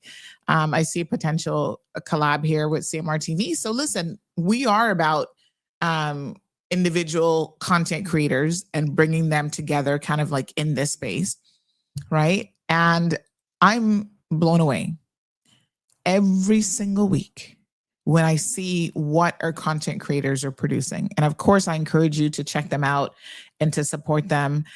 We've got the website up, cmrtv.com. You can find them on our social media channels. So certainly you can go to Facebook, and they are doing really, I'm just going to show you a little sneak peek here, an amazing list of things. So we've got everything from serious conversations about the economy and the world around us. Marla Dukran does a show every other week. We have Authentic, which is, I'm into Authentic right now. Like, I've really been following a lot of his journey because, amazing talent. So if you just go, let me just show you guys how to find it. The website is super easy to navigate. And I also think that the Facebook is pretty easy to navigate as well. So when you go to our Facebook page, just go to Cayman Mall Road, and you can either click on Reels and get to it that way, because then that'll show you all of the videos, right? And you can see it like this. Or you can also go under More and then go to Live, because, this will show you kind of like a little bit more information about the episode name and information. So either one will work. It just looks a little bit differently because now all the videos on Facebook are now Reels. So they've changed that a little bit. But if you go to More and Live, you can actually see, like, here we are live now, but you can actually see all the episode names and information. And so, for example, Dr. Wilton McDonald does a show on Saturdays, I think his show airs, where he's doing this whole genius timeline and roots. It's more like a genealogy type show. We have one that's on the creative side with GCS animations. So a lot of the kids love this. This is all, animation style. So you gotta check that out. So kids are into that. And we have Real Talk and Love and Lies, which is adult conversations around relationships and those types of things, or After Dark show that we had mentioned before. So we have two people that have taken that on. They've tag team on that. And, doing really, really well with that show. They're even taking call-in. Theirs is live. So they're taking callers and stuff as well. Here is myself and Chef Brown in the kitchen, always cooking up something. So last week's episodes was about Wilkes, and he was showing me how to do my pie. Listen, there's an art form to doing pie. I'm telling you, to get it just right. So he got me in there. I'm not the best at making pie, I'll be honest. So he had me in there with the pie, and of course, frying the plantains, and look at that. Oh my God. Oh, foodies. So we're having a fantastic time filming this show. It's a lot of fun. We've done quite a number of episodes, and he just shows you how to get it done. So we're starting out with Caymanian dishes, and we have a lot of those to go through. And then we're going to spread out into other things and stuff as well. This one, which is authentic, he did an interview with Jason Kennedy, the artist there at his gallery. And I loved it. It was really, really inspirational to hear Jason's creative story and how he really pursued his love as well. Of course, Sabrina Speaks weekdays. Here's Miss Marla talking about the BVIs this last episode. I mean, it's just such an amazing lineup. They're really, really good shows. I love Aniki. She's also in that creative space, Aniki Brown. So she is doing, this is Books and Bush Tea. So it's like a book club show, and she's interviewing artists. And did you guys know, by the way, that Miss Joy Bastea wrote a children's book? Yeah. So she interviewed her in this episode from the 15th, which I think is amazing. So you go check out that interview, because I'm like, I didn't even know Miss Joy wrote a book until I saw something online. But, we get to see like the creative process for a lot of artists. We have Elizabeth.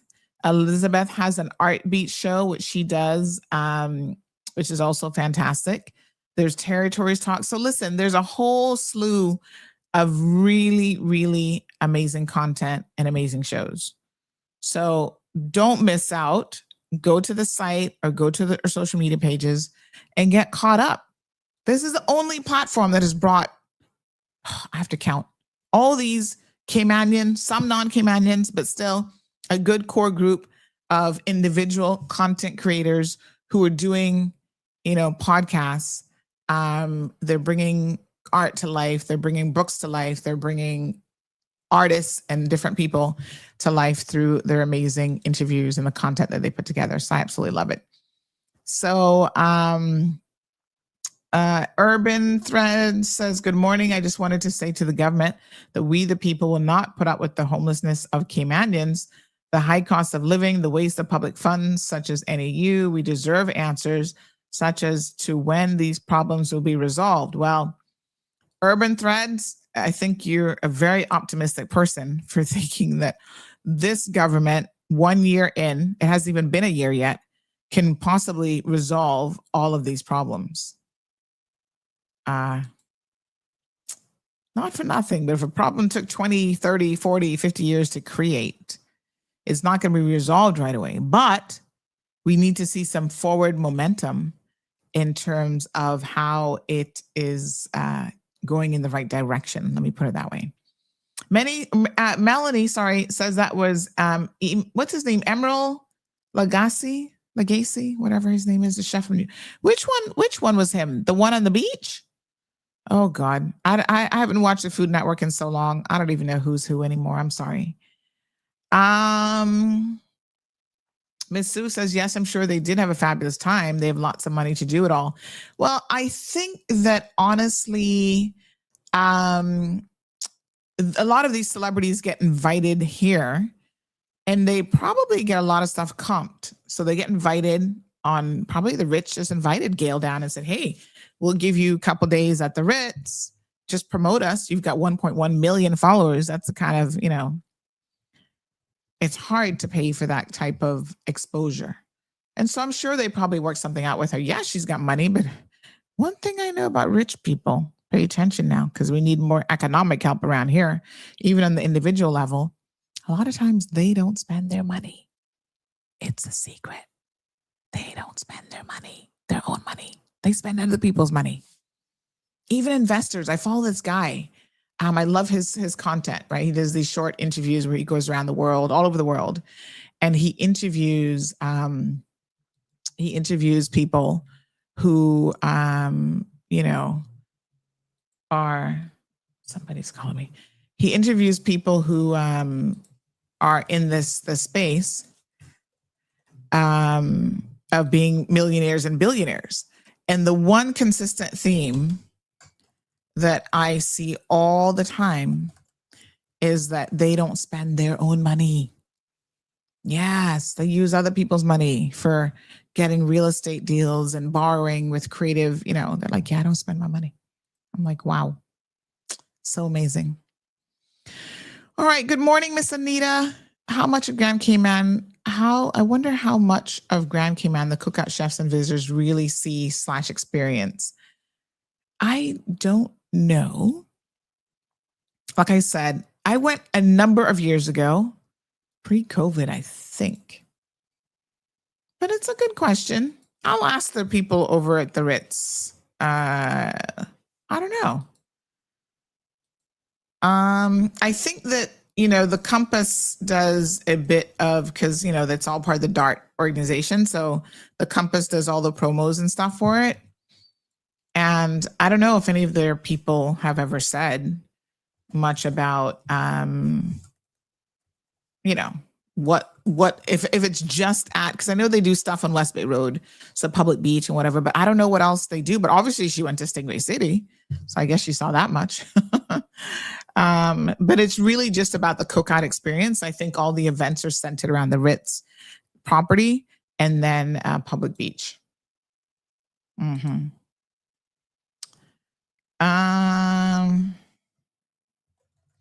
So listen, I got to tell you all this. Remember that accident that I was just telling, or the accident?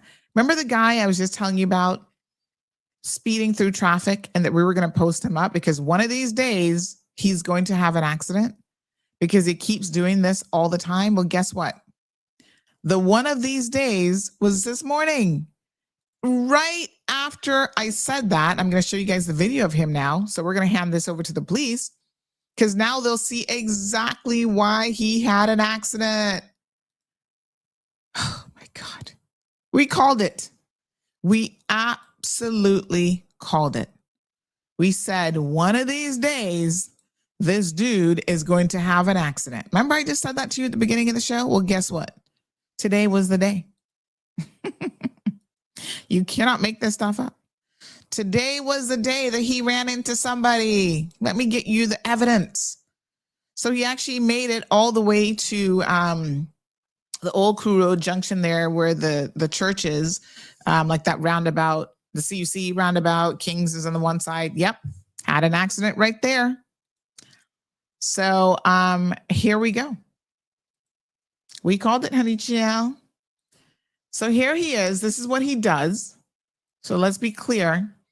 They say he does this every single morning. So have a look at him. Somebody listen to country music. So he weaves, he comes on all the back roads and he's passing multiple cars, just speeding down on a solid line. And I'm told that we've got pictures of him from last week. We have pictures from this week. And this is him last week doing the exact same thing. There he is. Yep. Coming around the bend. And here he is this morning after he hit this guy. So you can't see him. He's not the guy in the green. He's behind him in the purple shirt. But that's his car. And we're going to see if we can get a glimpse of him. Anybody know who this dude is? So yeah, so he caused an accident this morning. And this poor guy now has a damaged car because of him and his poor driving. I tell you what, His insurance company needs to rate him a little bit differently now that they know he's up to this bad behavior every single day. So we're going to post him up. And yes, I was thinking the same thing about me and my goat mouth. Geez, I'm peace. As soon as she said it, I said, oh my God, I literally just said that to my listeners this morning. I said, he's going to have an accident. 5 minutes later, he has an accident. Strong Will says, Sandy, you have bad goat mouth. Bad mouth. I know. It happens all the time. El Ray says, old goat mouth. That way you get, says Abby. Marjorie says, OMG, Sandy's goat mouth. I got to tell you, there's been a couple times in my life, I have to admit that I do have a goat mouth. Y'all know what goat mouth means, right? When you say something bad is going to happen, it literally happens right in front of you. It's not always that it's bad, but I got to tell you the truth. It happens so often. I'm going to give you 2 examples. And this is when I really understood that sometimes I need to be careful what I say. I'm going to give you 3 examples, right?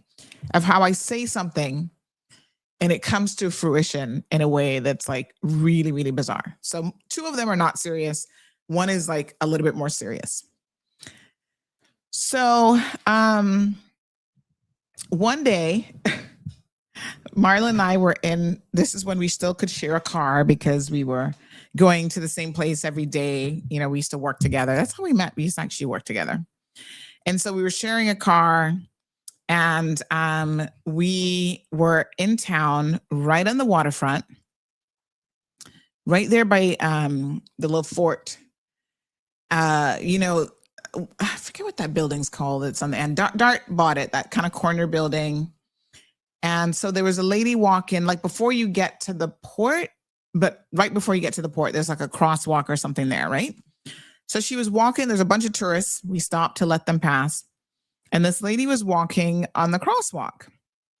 And I don't know what made me say it. I mean, she was on her phone. And, you know, she was walking and typing on her phone. And I just blurted out, she soon trip down and fall, not paying attention. And as God is my witness, I didn't even complete the sentence properly. When the lady fell, there were other people around her, like, who pushed her down? What happened? You would have thought that somehow my words made her trip, and she fell flat out on the crosswalk. Phone went flying in one direction. Her bag went flying in another direction. And she's like sitting there flat out. And Marlon just turns and looks at me like, keep your mouth shut. He said, do not say another word. He said, seriously, like you just called it. And I was like, oops. I couldn't let him see any more than that, because then he might have never married me. I'm scared of her. So I get it all the time though. Like sometimes I'll be like, oh, you know who I haven't, I didn't laugh. I was like, Yvonne, I'm surprised when it happens that it comes to fruition, right? So sometimes I'll be like, I've had this happen before. I was talking to somebody, I haven't heard from Crosby Solomon. Just to give you an example. Oh my gosh, I haven't heard from Crosby, because one time it happened, Crosby. And he's not a person that I like talk to all the time, or, occasionally once in a blue moon. I'll be like, I haven't heard from Crosby in a really long time. And within 5 minutes, my phone rings, and who is it? It's Crosby. And the person looked at me like, that is so weird. Yeah, it happens all the time. When I was in university, I'll give you another example. My boyfriend and I at the time, we were in the mall, and they were giving away this, it was a university mall back in the day when university mall was still nice. They were giving away, it was a jewelry store that was having a re-grand opening or whatever. And so they were giving away a single diamond. And they had a bowl full of cubic zirconias. So you had to pick out, and there was a lot in there, and there was only one real diamond. So there's a long line of people were picking out. They would diamond test it with the little diamond tester. Nope, not it. So as we're getting closer, I say to Prakash, I said, you know what? I'm gonna win that diamond. And he's like, yeah, right, whatever. I said, no, man, I'm really gonna win the diamond. He's like, okay. So he goes first. He puts his finger in there. no diamond. I put my finger in there, twirl it around, pick out one, and I won the diamond. To this day, I actually have that diamond. I've never done anything with it. I've never put it like in anything. I just have it as a single diamond. I had it appraised. It's not like $1 million diamond, but still. I've never done anything with it. I've never put it in anything because it has been like, it's a symbol of your mouth. Your words have power. And he was like, I cannot believe that you just won that. Like, you totally said you were going to win it and you won it. And I said,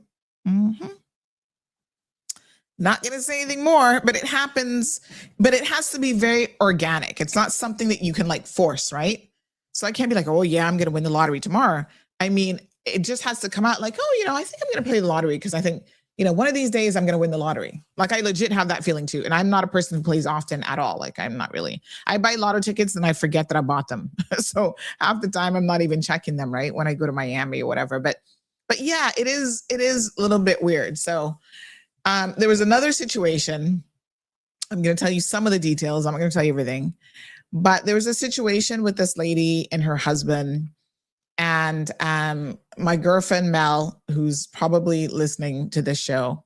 If not, she'll hear it later because she listens, I think, every day. And so Mel and I were playing, this is way back in the day when we used to play squash at King's. And we were playing squash. We'd get up early in the morning, go to the squash court and play. So I was playing squash with her. And I got this phone call from this lady and telling me off about her husband and this and that. One mix-up story.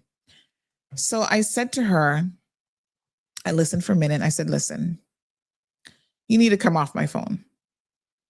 Because if you know what I know, you and your husband would be on your knees right now, praying to God for a miracle because he's on death's door.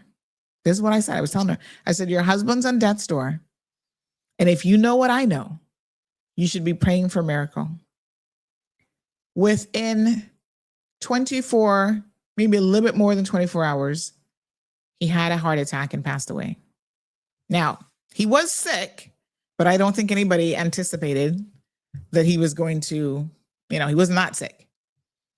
And so that was the one time that I really have always like regretted saying something. But like I said, it's not something that I planned to say. It is something that organically like just came out. And it was weird because I don't even know what I meant when I said, if you know what I know. I just said it. I was like, if you know what I know, both you and your husband would be on your knees. Instead of calling me, this is what I was telling her, instead of calling me with foolishness, both of you would be on your knees praying right now for a miracle because he is at death's door and he died. And so, I heard afterwards the woman claims that I'm a witch and that I cursed her husband and this and that. I'm no witch. I'm just saying that, yeah. Pam says in my country, they would say that you're a witch. It's just certain things, just once it comes out of the mouth, it seems to have a life of its own. So, we need to change the show's name to the Goat Mouth Show. No. I am trying to,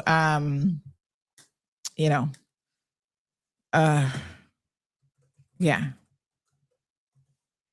Anyway, I'll be trying to not say much anymore because God knows, honey child, I don't want to be associated with, anybody's death, but, no, sir. What a hot mess. Strong-willed. Don't say it. Don't say it. Good morning, caller. Good morning. How are you doing? Hello, honey child. How are you? Good. Yes, wonderful. Tell me what's going on. Proverbs 18:21. You have a Bible there with you? The power of the tongue? It says, death and life is in the power of the tongue. I'm very familiar with the verse. You're familiar. All right. Yes. Say no more. Goodbye. I have things to do. People to say, place to go. Thank you so much, my dear. Yes, I Oh, mean, that's one of those proverbs that anytime it happens, it definitely comes to mind that, depending on which version you read of the Bible, it says death and life are in the power of the tongue, and those who love it will eat its fruit. So really that your words can destroy or heal, discourage or inspire, harm or help. And so, yeah, I mean, what a mess. Mm. Let's keep it positive, honey child. Miss Yvonne, you found us. Thank you so much. So yeah, going back to this accident, no surprise here really, but the one day that we said he was going to have an accident, sure enough, lo and behold, there he went and had an accident. And I'm so sorry for the young man whose work now has been disrupted. Now he's got to fill out insurance forms. He's got to get quotes to fix his vehicles. And this is why I keep saying, where are you going in the morning? Where are you speeding to? Are you not giving yourself enough time to get to work? Is that what's going on here? Come on, get it together. Everybody knows how the traffic flows from this side of the island. So give yourself enough time. Shame on you. It's such an inconvenience when people run into you. Oh, my goodness. Someone said Gail King should have brought her best friend Oprah with her. Somebody says Oprah owns a condo in Cayman. Probably. Speaking of accidents, did you guys see this one where this young man, his name is Carson, he is looking for any eyewitnesses. So please, if you saw this, or maybe you weren't even paying attention, check your cameras, check your dash cams. But this young man is asking for the public's assistance. Yesterday morning, there was an accident, a bad accident. Look how he's ran into the bushes, got his car all mashed up in the vicinity of Everglow Bar. He didn't say exactly what time, and I need to clarify that. He says a driver traveling from East End reports that a white Toyota Tacoma, so that narrows down the list if you know anybody who drives a white Toyota Tacoma, coming from the opposite direction, attempted to overtake 3 to 4 vehicles on a wet road. The maneuver nearly caused a head-on collision, forcing this driver, that's why his car is all mashed up, to swerve and run off the road into nearby trees. Thankfully, the driver is able to reach out, but this could have ended far worse. If you have any information, please reach out to Carson, 324-5258. I'm going to ask him what time, because that might help you narrow it down to see if you were in the vicinity. Let me try to find out what time exactly did this happen. And this is another shameless plug that I want to now say that, listen, unfortunately, these things are happening more and more in our roadway. Just last week, we were sharing the one in Jamaica where the speeding cars, and again, someone trying to avoid a head-on collision ended up hitting a light pole instead, and an American senior was killed in that incident. It's horrible. It's really, really horrible. And these people who are at fault are responsible. So you speeding and overtaking and causing accidents like this means that you are wholly responsible for that accident. And so if you know anything about this one, like I said, I've asked the young man for the time. I'll amend the post because we have it up on social media so that you know exactly what time this happened. But yeah, this is horrible. This is absolutely horrible. Look at the guy's car is probably a complete write-off now. So he was driving a gold Toyota Camry. It happened yesterday morning. They said early morning, but we'll try to get time close to Everglow Bar in Bodden Town. So if you know who was driving that white Tacoma, please reach out. The young man, Carson, here has put his phone number, or of course, you can reach out to the RCIPS as well. But get those dash cams, folks. I cannot stress enough the things that your dash cam pick up. You would be surprised. Even yesterday, there was a white Mercedes we picked up. It wasn't super close, but it just demonstrates how some people are willing to take chances on our roadways that really and truly they shouldn't take. So I'll show you this one because when this person, you know, that roundabout by, like, you're going towards Health City, you're coming, that's the first kind of, because you can get to, it's like if you're going to Health City or the CIS school. So it's like kind of the first entrance to Kimana Bay, right? But most people go further down. They go to like the second or the main entrance. People don't seem to know how to use roundabouts. I don't know what it is. But let me just say this. When you are on a roundabout, you always give way to the right. That's the easiest way to remember it.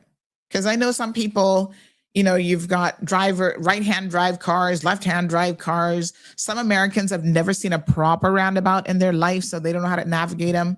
I do feel like a roundabouts are very much a British thing, right? And so you got to give space, right? Number one, you should never stop in a roundabout. So sometimes I see people doing this and it just shocks me to death that people actually stop in a roundabout to give people leeway. Like they want to be generous in a roundabout. I'm like, there's lots of times that you can be generous, but in a roundabout is not one of them, because the whole concept of a roundabout is to keep traffic flowing. You just keep going. And I have been many, many years ago, I was involved in an accident in a roundabout because the person in front of me in the middle of the roundabout stops. This is the little miniature one by Lizard Lean. They decided to stop and let somebody out. And then and I had to brake, and then somebody ran into me. I'm just like, you don't stop in a roundabout. Where'd y'all get your license from? And likewise, you need to give a lot of people, you have to give people leeway as well when they're driving. So here's this dash cam footage, right? We're driving on the Esterly Tibbetts. Okay, so we know now we're going into the roundabout. So you also make sure you get in your correct lane. Then we're going to get in the roundabout lane, right? So, you know, we're going to go around this roundabout. Look at what happens. So give way. You always give way to traffic coming from your right. So we go around the Kimana Bay roundabout here. And then look at what happens. I want you to pay attention to this Mercedes, right? Like I said, it wasn't super close, but when someone has to be braking and slowing down in a roundabout, that means that you should not have pulled out. You didn't have enough space to pull out. So here we are. Marlon has to brake in order to let that white Mercedes go by. She should have waited. She didn't have enough clearance without him having to brake. And sometimes when you're braking suddenly, the person behind you, again, they're not expecting you to brake in a roundabout. You slow down in roundabouts, but they're not expecting you to come to a stop or to brake. So sometimes if the person behind you is too close, you've got a problem. And it's literally seconds between that and this. So what she needed to do, she should have stopped right there and waited, because the traffic to the right has the right of way. And instead, she comes out. I want you to watch it again. I'm saying she, I don't know who was driving the car. And instead they come out, and then they're not even going in the flow of traffic that way. They're now crossing in front of us to go around the other way to go towards like A.L. Thompson's and stuff like that. So y'all need to learn how to drive. Seriously. What you do is you make sure you have enough clearance. Sometimes you misjudge it. I get it. You know, I've been in that situation. I'm like, oh yeah, I got enough time. And you don't really. So, you know, give yourself enough time. Stop properly to do your whole giveaway, and then wait and see that you've got sufficient clearance.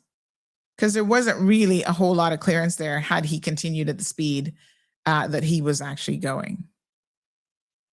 Just, you know, be more cautious. I've had closer calls at that roundabout though. Oh my God.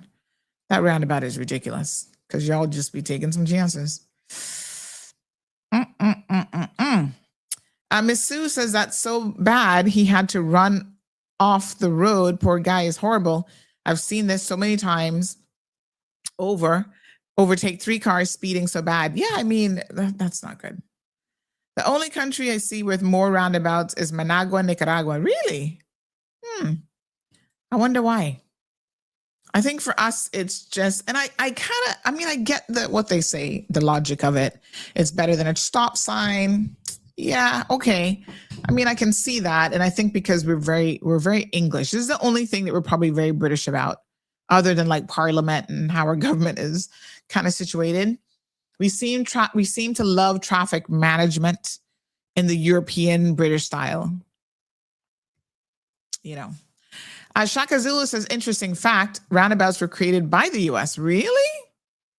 I don't see a whole lot of them, to be honest, but took off as Europe developed its road systems and fell off in the US as the technology of lighting systems developed. Strong lobbying. Huh. That's an interesting fact. Thank you, Shaka, for sharing that. I always thought it was like the Europeans must have created it because they sure do love them. El Rey says that was efficient use of the roundabout, keeping the traffic moving, merging at the same time, speed as the car coming from your, same speed as the car coming from your right. You weren't in the car. It was a lot closer than, maybe the camera doesn't quite demonstrate. It was a little bit closer than you know, yeah.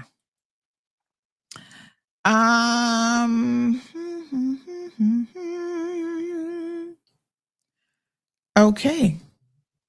Got a caller. Good morning, caller. Welcome to the program. Good morning, Sandra. Good morning. I am the person that reached out to you about the container to Jamaica. Oh, Don't know yes. if you have any time now to. Well, we're still on air, but let's talk about it because yes. Let me ask you a question because I've had a number of people reach out in the last week. Are you a regular listener to the show by any chance? Do you listen to my show? I must tell you, no, because at this time I am at work. During the time I am at work. I see. So, and I really know how it's set up. So that's why maybe I'm calling the wrong. Yeah. No. It's not about your call. It's the fact that I actually warned people on more than one occasion. Oh, no. To not send goods as you did and others, so it's not just you, to Jamaica in this way, because unfortunately, I knew that there was going to be some mix-up story. But tell us what happened. All right. This was after the hurricane. Yes, ma'am. Have a group of people. I think a group of people, I should say, but this Sherian, I heard it on the street that Mr. McKeever provide some container. And I specifically, in relation to this whole group with Sherry Ann and McKeever Bush, I specifically said of that group because of what I know from the last time they got a container together for the people of Honduras when they had I said, my dear, some people you just can't get in bed with. Trust me. You know what they say when you lie down with dogs? What happened? You get fleas. You get fleas. But my thing now is I just want to know where is my good, because even if I get it off of the container, where's the container? So when did you, from November, you put your stuff on this container, and now 2 months later, so 2 months later, you have no clue where your stuff is. Until today, My God. And what are these people saying when you reach out to, have you reached out to McKeever? When you reach out to them, what do they say? No, I reach out to Kerry-Ann because that's the only number, Sherry-Ann. Body, that's the only number I have. So when I call her first, I said, Sharon, what in December? What happened to the thing? Before even December. First of all, she said they're waiting on some bed to go on the thing from a hotel. The other time again, she said they need $10,000. I know Pierre know mine because I heard from the beginning say this was a free thing. We could pack our thing on the container and send it down. You see?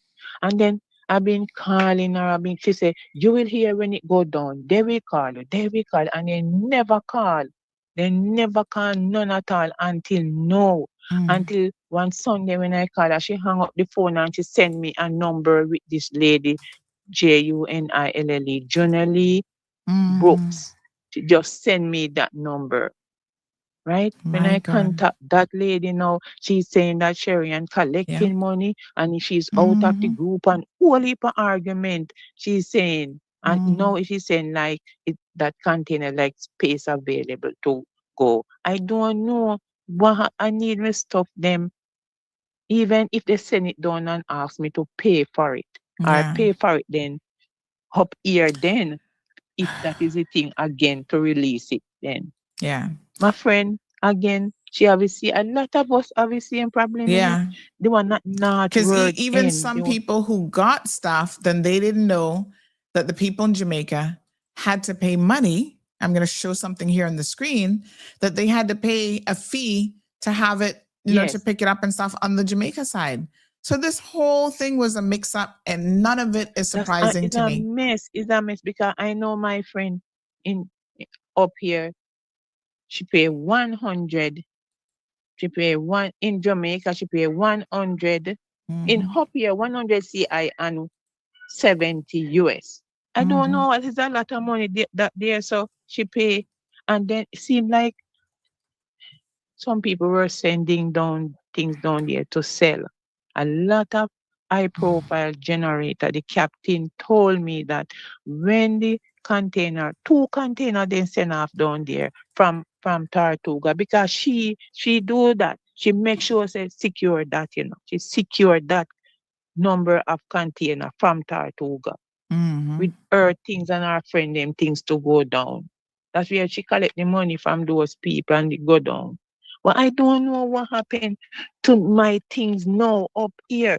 This container, 2 must leave up here if it go down. They advertise it big, say, no, it reach in Jamaica. I go down there from the 19th. I spent 3 weeks waiting. When I look, no, my thing's not on it. The northward container don't go down and not all it up here with my stuff. 3 weeks I spent in Jamaica, you know, have to come up now. And still it not gone down yet. I just need to know where it is. If you can get this lady Junior Junille Brooks, you see, or somebody, or Mr. Makib, or somebody to say what happened to the container with the things them from northward then. 2 leave. It's 4 containers and 2 gone down.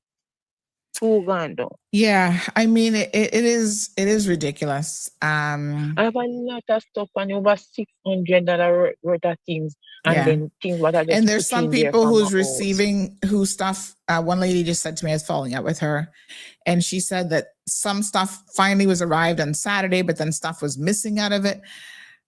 Let's see if we can reach Sherry Ann on the other line. Just hold on one second for me.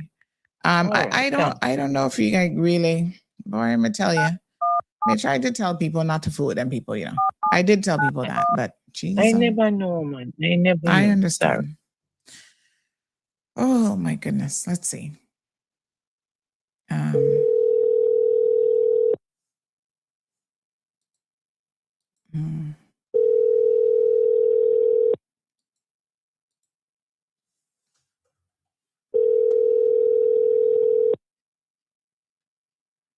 Good morning. Hey, morning, Sherry Ann. Sandra Hill here. Sandra, don't call my phone. Don't do nothing with me. Don't have nothing to say to me. Me and you are not colleagues.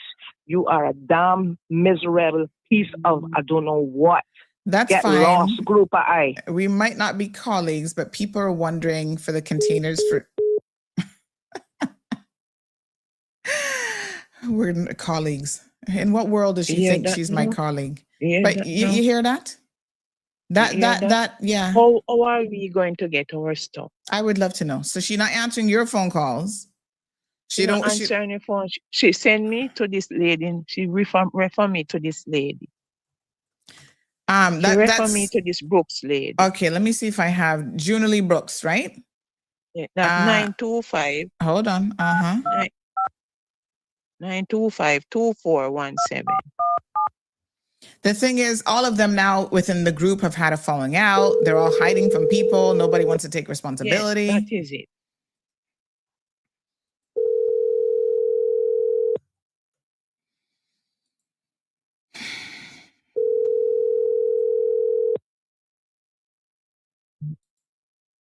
Hello, good morning. Hi, good morning, Miss Junalee. Uh-huh. Yes, Sandra Hill here. How are you? Hello. I'm fine. Okay. I'm calling on behalf of there's a young lady here inquiring about her containers. We are on radio, we're still on the program. And she's Sandra, trying to before Sandra, Yes, ma'am. listen, I do not listen. I am not a part of the committee. I did assistant, and I'm going to say to you that the only thing that I can say to you that the container is, it all depends on which container that the containers are at Miracle Brokers. They can call if they want to go and get their things, which is not my call to tell people that, but if they want to, that is fine. I only ask to assist with the one in West Bay. So it has been taken a while, but like I said, just pass it on. I mean, the container is Miracle Broker. You can give Irma a call, and that's all I can say. Okay, we'll give her a call because I mean, listen, I've had a number of people reaching out, and I'm just trying to help them to figure out where their stuff is and what's going on with it. Because this is anybody that contacted me, it was the same thing. Anyone that contacted me was the same thing. I told them that's what they can do. I was only asked to help. And I shouldn't even be saying this, but if people want their things, I would say it's not my call, but I would say to go there. I understand that the containers are safe. If, everybody thinks they're safe, the hold up is getting them over to Jamaica. That's all I can say. I have nothing more, because I mean, it's 2 months now, so you can understand the frustration that people are having, right? And unfortunately, when they're calling Sherry Ann, she's giving them your number, and she needs to stop that. She needs to stop that. I was only, and I was asked to help with the one in Las Bay. I know that one is at Miracle Brokers. The issue, so she needs to stop that and stop giving people my number. I do not appreciate this. You of all the people know how I am when it comes to this kind of thing, and I'm by the book. The people things are, as far as I know, and I shouldn't say as far as I know. Up until yesterday, the containers at Miracle Brokers, they're working on getting the containers off, and that's it. But I mean, if they want to go and get their things, like I say once again, it's not me. I don't have the last. I was only asked at this. Right. And do you know what the delay is? Because 2 months is a long time for stuff to have been given to someone just be sitting here.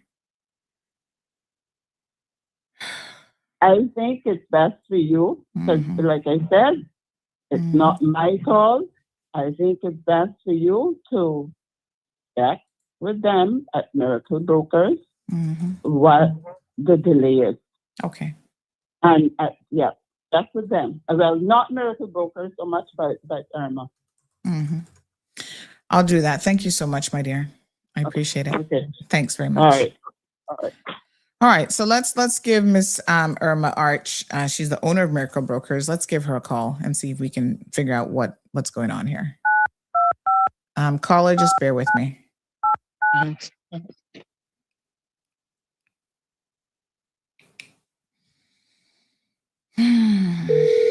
This is like Ring Around the Roses.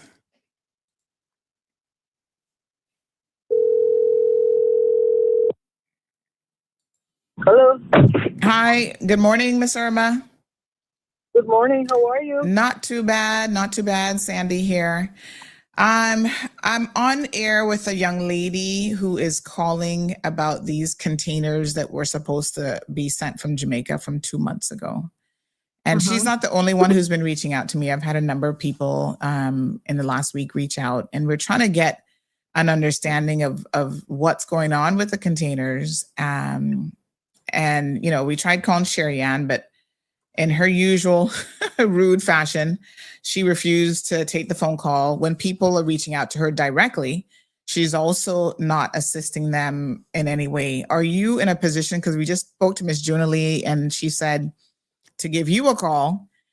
So I don't know if you're the right person to tell us what has been going on with this shipment and where people's stuff is. And, you know, this lady's saying she gave stuff like 2 months ago, over 2 months ago now. Yeah, and that, I'm sure that's correct. Thanks for the call. Not a problem. We are working on the logistics side of the containers, to be honest with you. The ones that Sherry Ann sent down, she sent them down by a boat, a fishing vessel. So it went into a different area. We're still working on the logistics to get it, the ones that we have.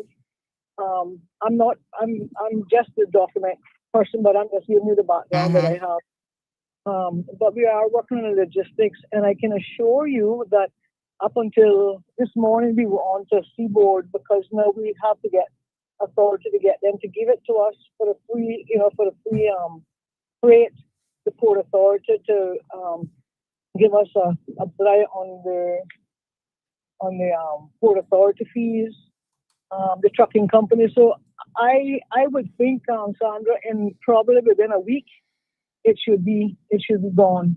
But we are working on it. But I mean, I guess the question that this lady has is why, and others, why has it taken this long? I mean, you said some containers went by a shipping vessel, and then I'm not going to get into that part of it because that's not my pay grade. I'm doing the documents. So I don't want to get into what happened and why it happened and all that. But I can tell you that we are still working on it, and I think within another week or so it should be on its way. Is there a possibility if people want to get their stuff back? Is that a possibility that who do they reach out to figure out if their stuff is even still here? Because I know you guys did some kind of consolidation of bits and pieces. So if she needs to find out whether or not her stuff was on a vessel that already left Cayman and it's somewhere now between Cayman and Jamaica, or if her stuff is in the containers that you have, because I don't know how well organized it was so that people would even know which container it was in.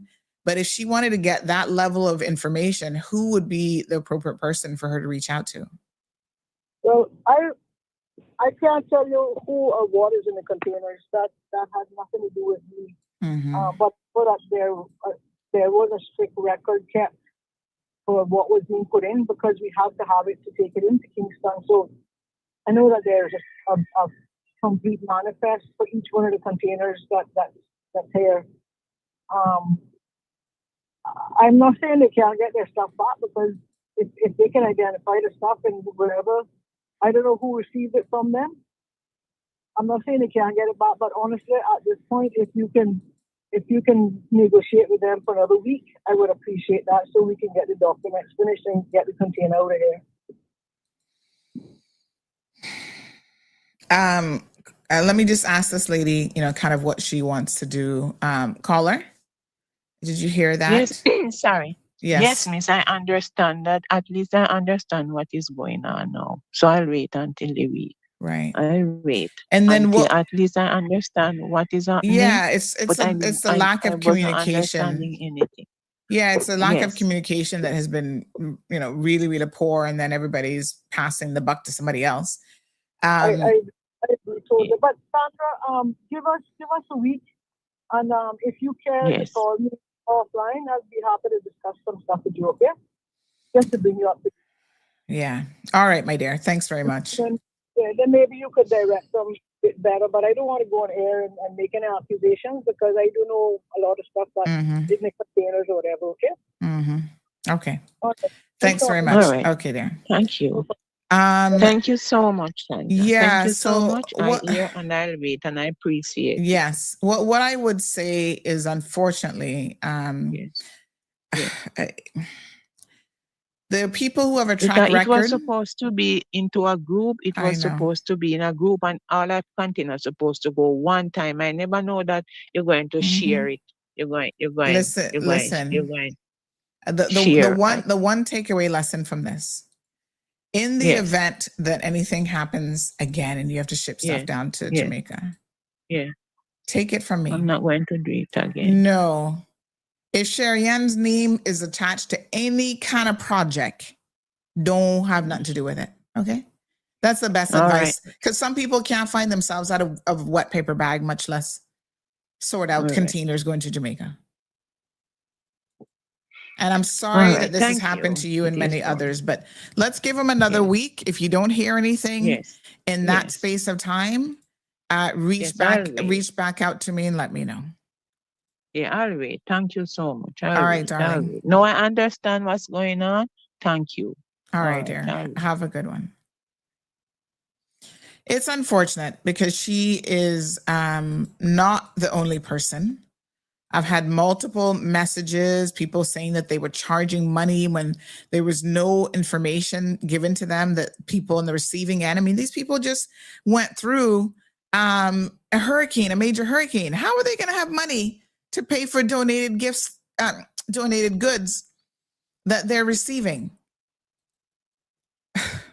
This whole situation, I don't have any other word, so excuse my language.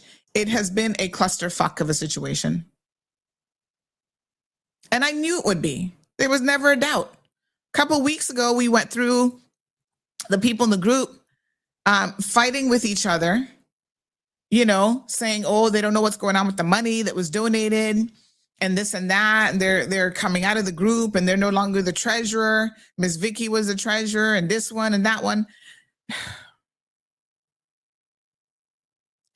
Some people, you just do not, take it from me, get involved in anything with them.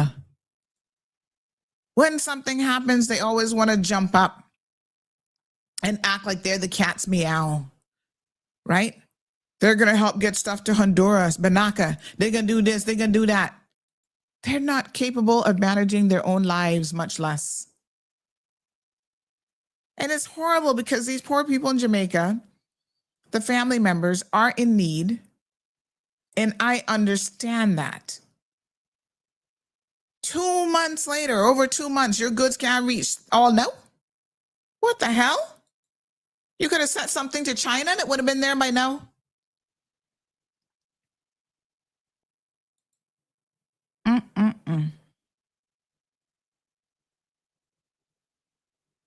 Y'all just listen to Auntie because I know what I'm talking about. Okay. With the containers to Honduras, same mix-up situation. She can say whatever she wants about, oh, you and I are not colleagues. Thank God. You will never be a colleague. You will never be in my level because you don't know anything about accountability. You don't know anything about honesty. And that is very, very unfortunate. And I told you guys, that's why when we had the Red Cross here, we had hazard management on. They were even trying to warn y'all.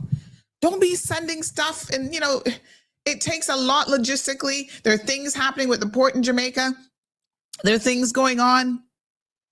Get in contact with people that have connections with the government agencies, right? The NPOs have a better idea of what is happening. You deal with by these, you know, fly-by-night operators like Sherry-Ann and McKeeva Bush and a whole bunch of them. And I'm not saying that some of them weren't perhaps, you know, their heart wasn't in the right place, but this isn't really about your heart now, is it?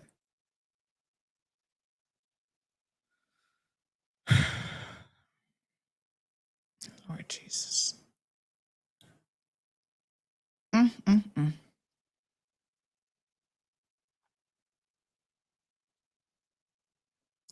It's very unfortunate. And now innocent people caught up in this mess. Strong Wilt says they're a bunch of thieves. Sherry Ann want to stuff them for herself. Well, I know the last time there were allegations that the containers were not properly secured and that certain family members were having access to the containers and going through it and picking out whatever they wanted for themselves. And even someone who had contacted me last week, she said the stuff finally got there on Saturday, 2 months later, and there's actually stuff missing from what she sent. Really? Mm-mm. Don't put your trust in the wrong people, honey chill. Trisha says, how do you get your things in a container, hold, dig up again, then give out? Come on, Jonah Lee, hesitating too much. You know exactly what's happening. You see, of course, a lot of people are not going to call a spade now, Trisha, right? Even Ms. Irma, call me off record and I can tell you more. All they're going to tell me is that Sherry-Ann is a fucking disorganized hot mess, which I already know. That's not going to be no news. And that this wasn't handled properly, and this went down, and that went down, and the money gone missing. They were trying to raise money to get the containers to leave Cayman, because y'all know that this shit don't happen for free. Somebody got paid for the vessel. Somebody has to pay the government fees and all this kind of stuff. None of that was organized. They just jump up and, we're going to send donations and stuff to Jamaica. And nobody had the true logistics worked out. There's absolutely nothing they can tell me that I'm going to be surprised at. And this is exactly what I expected would happen.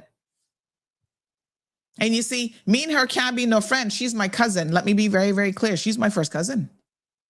And I don't give two shits. When you do foolishness to people, I'm gonna call you out. Of course, me and her can't be on the same level. Because what she does is, and I'm going to call out my friend Jason now over at Everything 345. She had Jason send him a video saying, look, some of the stuff got there. Post this up for us so we can get a little bit of good press out of it. Oh, look at us. We did a good job. We got this container there, not knowing that more than half the stuff can't reach. People can't figure out what's going on. There's no communication, all this stuff. But one little Instagram video. And y'all falling over yourselves. Someone, they did such a good little job. Let's give them a little round of applause. No. I can't give nobody a round of applause when you're doing this kind of foolishness. It's ridiculous. Anyway, I don't know what to tell you, ma'am. I mean, I hope that your stuff eventually reaches. Like we said, they claim in another week. I mean, okay. We'll see what happens. But I don't know. I don't know what to say. It's an utter disgrace. My God. We'll report on it, and I don't know who to tell you to turn to. Like I said, everybody's passing the buck. Oh, don't call me. Call this one. Call that one. It's just a disgrace. It's an absolute disgrace.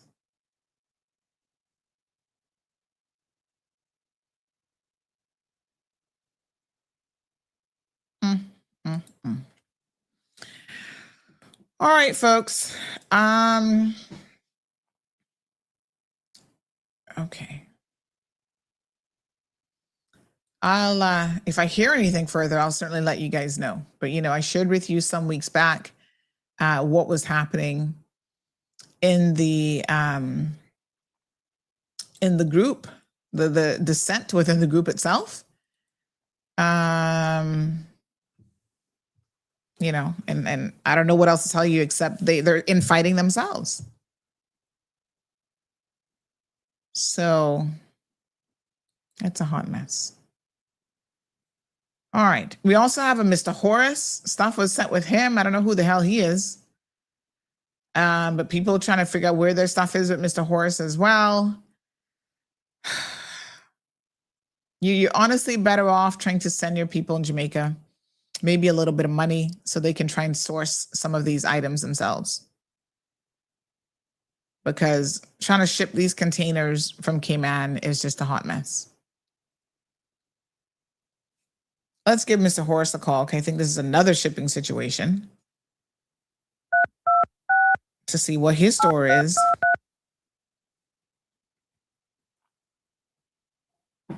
He needs to come forward and let everyone know where their goods are, because I hear he's doing bandolo business.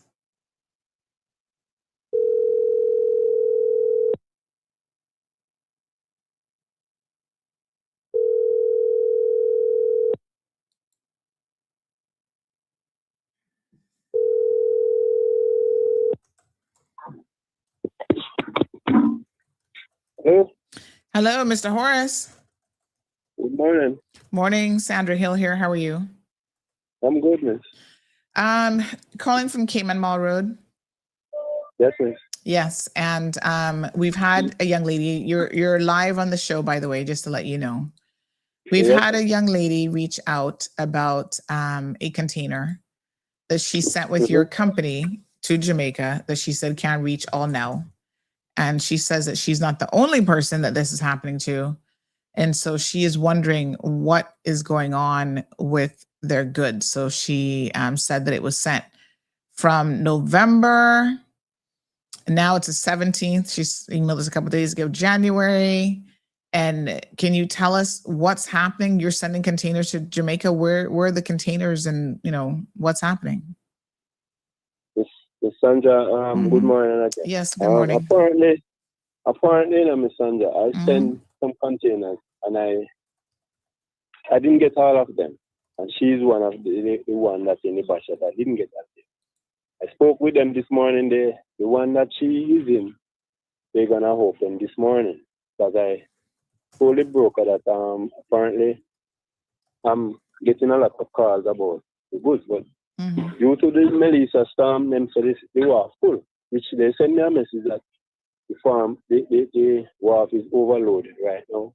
So if we give them a 2 week before they can break down the system, which is this week to next week. That So where are the containers? They're in Cayman? No, miss. All of them is in Kingston Wharf, which I get stuck there. Okay. That's the reason why. And this is the first Christmas I get stuck at that wharf. And it's just because of Melly. So it's nothing happened to the goods. Nothing is wrong apart. It's just a little delay.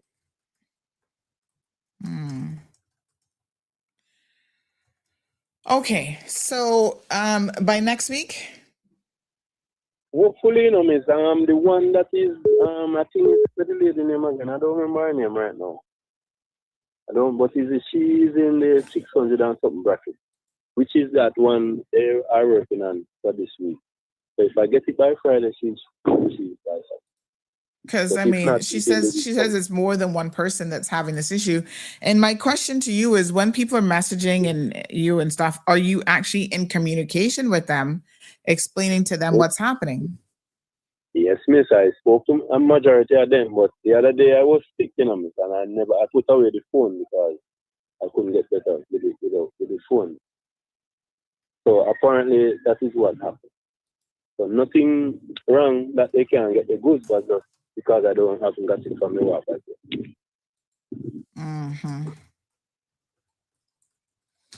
All right. Thank you, Mr. Horace. I will certainly update her in terms of what you have just shared. And I guess, maybe send out a message to your customers that are still waiting for. But if it's that same lady, miss, that is a lady, she gave me, I think, one item. One item. If it's that same lady, I spoke to her yesterday. I don't know, because she said there's more than one. No, I'm just telling her. I think no, it's not more than one. It's just she alone. That lady alone.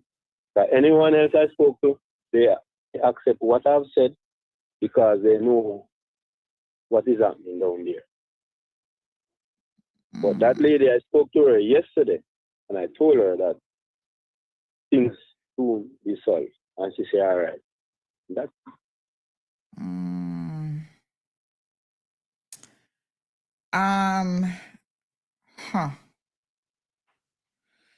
All right.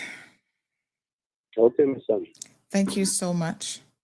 You're welcome. Okay, dear. Yeah. Lord have mercy. What a mess. Aisle 2025 says, don't feel bad for anyone involved. It was repeatedly said to leave it to the government, but everyone wanted to do it themselves despite not having any experience or the necessary resources. Because everybody thinks just throwing something in a container in Cayman for it to eventually get to Jamaica is the easiest thing in the world, apparently. And on a regular, half your stuff don't even get there.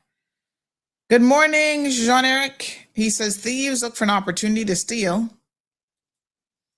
Isle said, did she send things for personal friends and family? Was it general donation? No, these people that are reaching out to me are sending stuff specifically for their loved ones in Jamaica. And like I tell you, even the ones that got there, they didn't know that when the goods got there, they would have to pay.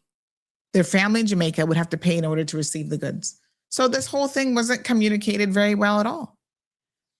Lady D says, Sandy, let's make sense out of nonsense, trying to hold onto and keep intact Jamaican registered voters for next election. Yeah, hello. Yes, honey child. I know. Listen, you don't got to tell me. People have different reasons for why they do things in life. And I know for McKeeva, this is all about him pretending like he actually cares about the Jamaican community. When you're right, he's just looking to use them when he runs again in the next election to try and gain a couple votes. Well, now you should know a reason not to vote for him, because quite frankly, they can't even organize anything. So what are you voting for him for? And he's in the thick of it. So make him take some responsibility, equal responsibility as well. Isle says, can't these things be sent Cayman Airways collected at the airport? It depends on what it is, because there are a lot of people, quite frankly, who are sending generators and stuff like that that can't go on Cayman Airways. Even some of the battery packs and stuff cannot go on Cayman Airways cargo either. So Strong Will says, teeth everywhere and lies, poor lies. Yvonne says it's bad out there. It really, really is. And of course, this lady is now saying it's very poor service, won't be using him again. She's been calling him from last week and no reply. This is when I get concerned. Yes, he called me yesterday and said I should get it today. So I'm waiting on today to receive my goods in Jamaica. Well, you're not getting it today, because now he's saying next week. So I don't know about no today.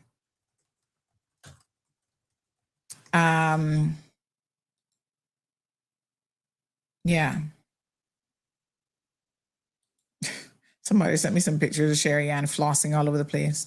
Well, I mean, that's her business. Listen, if she wants to be out here doing the most, she's posting up. Is this a recent thing on TikTok? This wind up video? Is that recent? She's a grandmother, for God's sake. Has she forgotten? She got about 15 grandchildren from one of her sons. No, sir. Oh my God.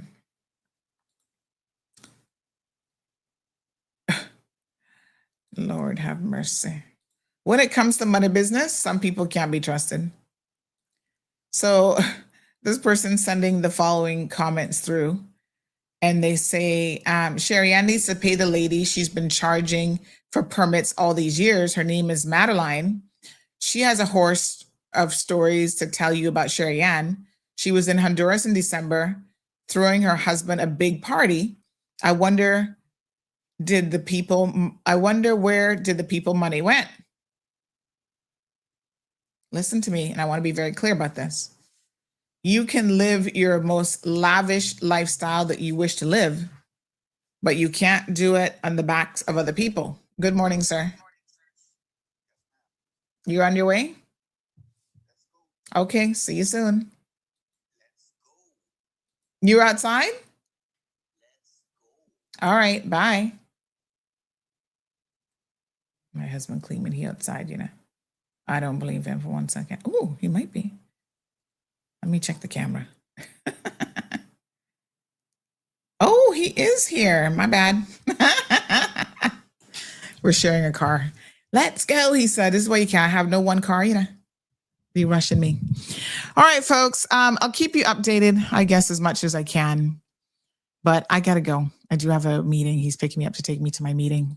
And then he's got to get back to work. So, of course, he's rushing me. This is the thing why I can't share a car with nobody. Folks, see you tomorrow morning. Have a blessed day. Thank you for tuning in to another episode of The Cold Hard Truth on Bobo 89.1 FM. Cayman's #1 talk show is live weekdays from 7:30 a.m. Never miss an episode again. Watch anytime on CMR's Facebook and YouTube channels for the latest show episodes. Don't forget to follow us online on our social media channels. And visit CaymanMarlRoad.com for all the latest news and community happenings.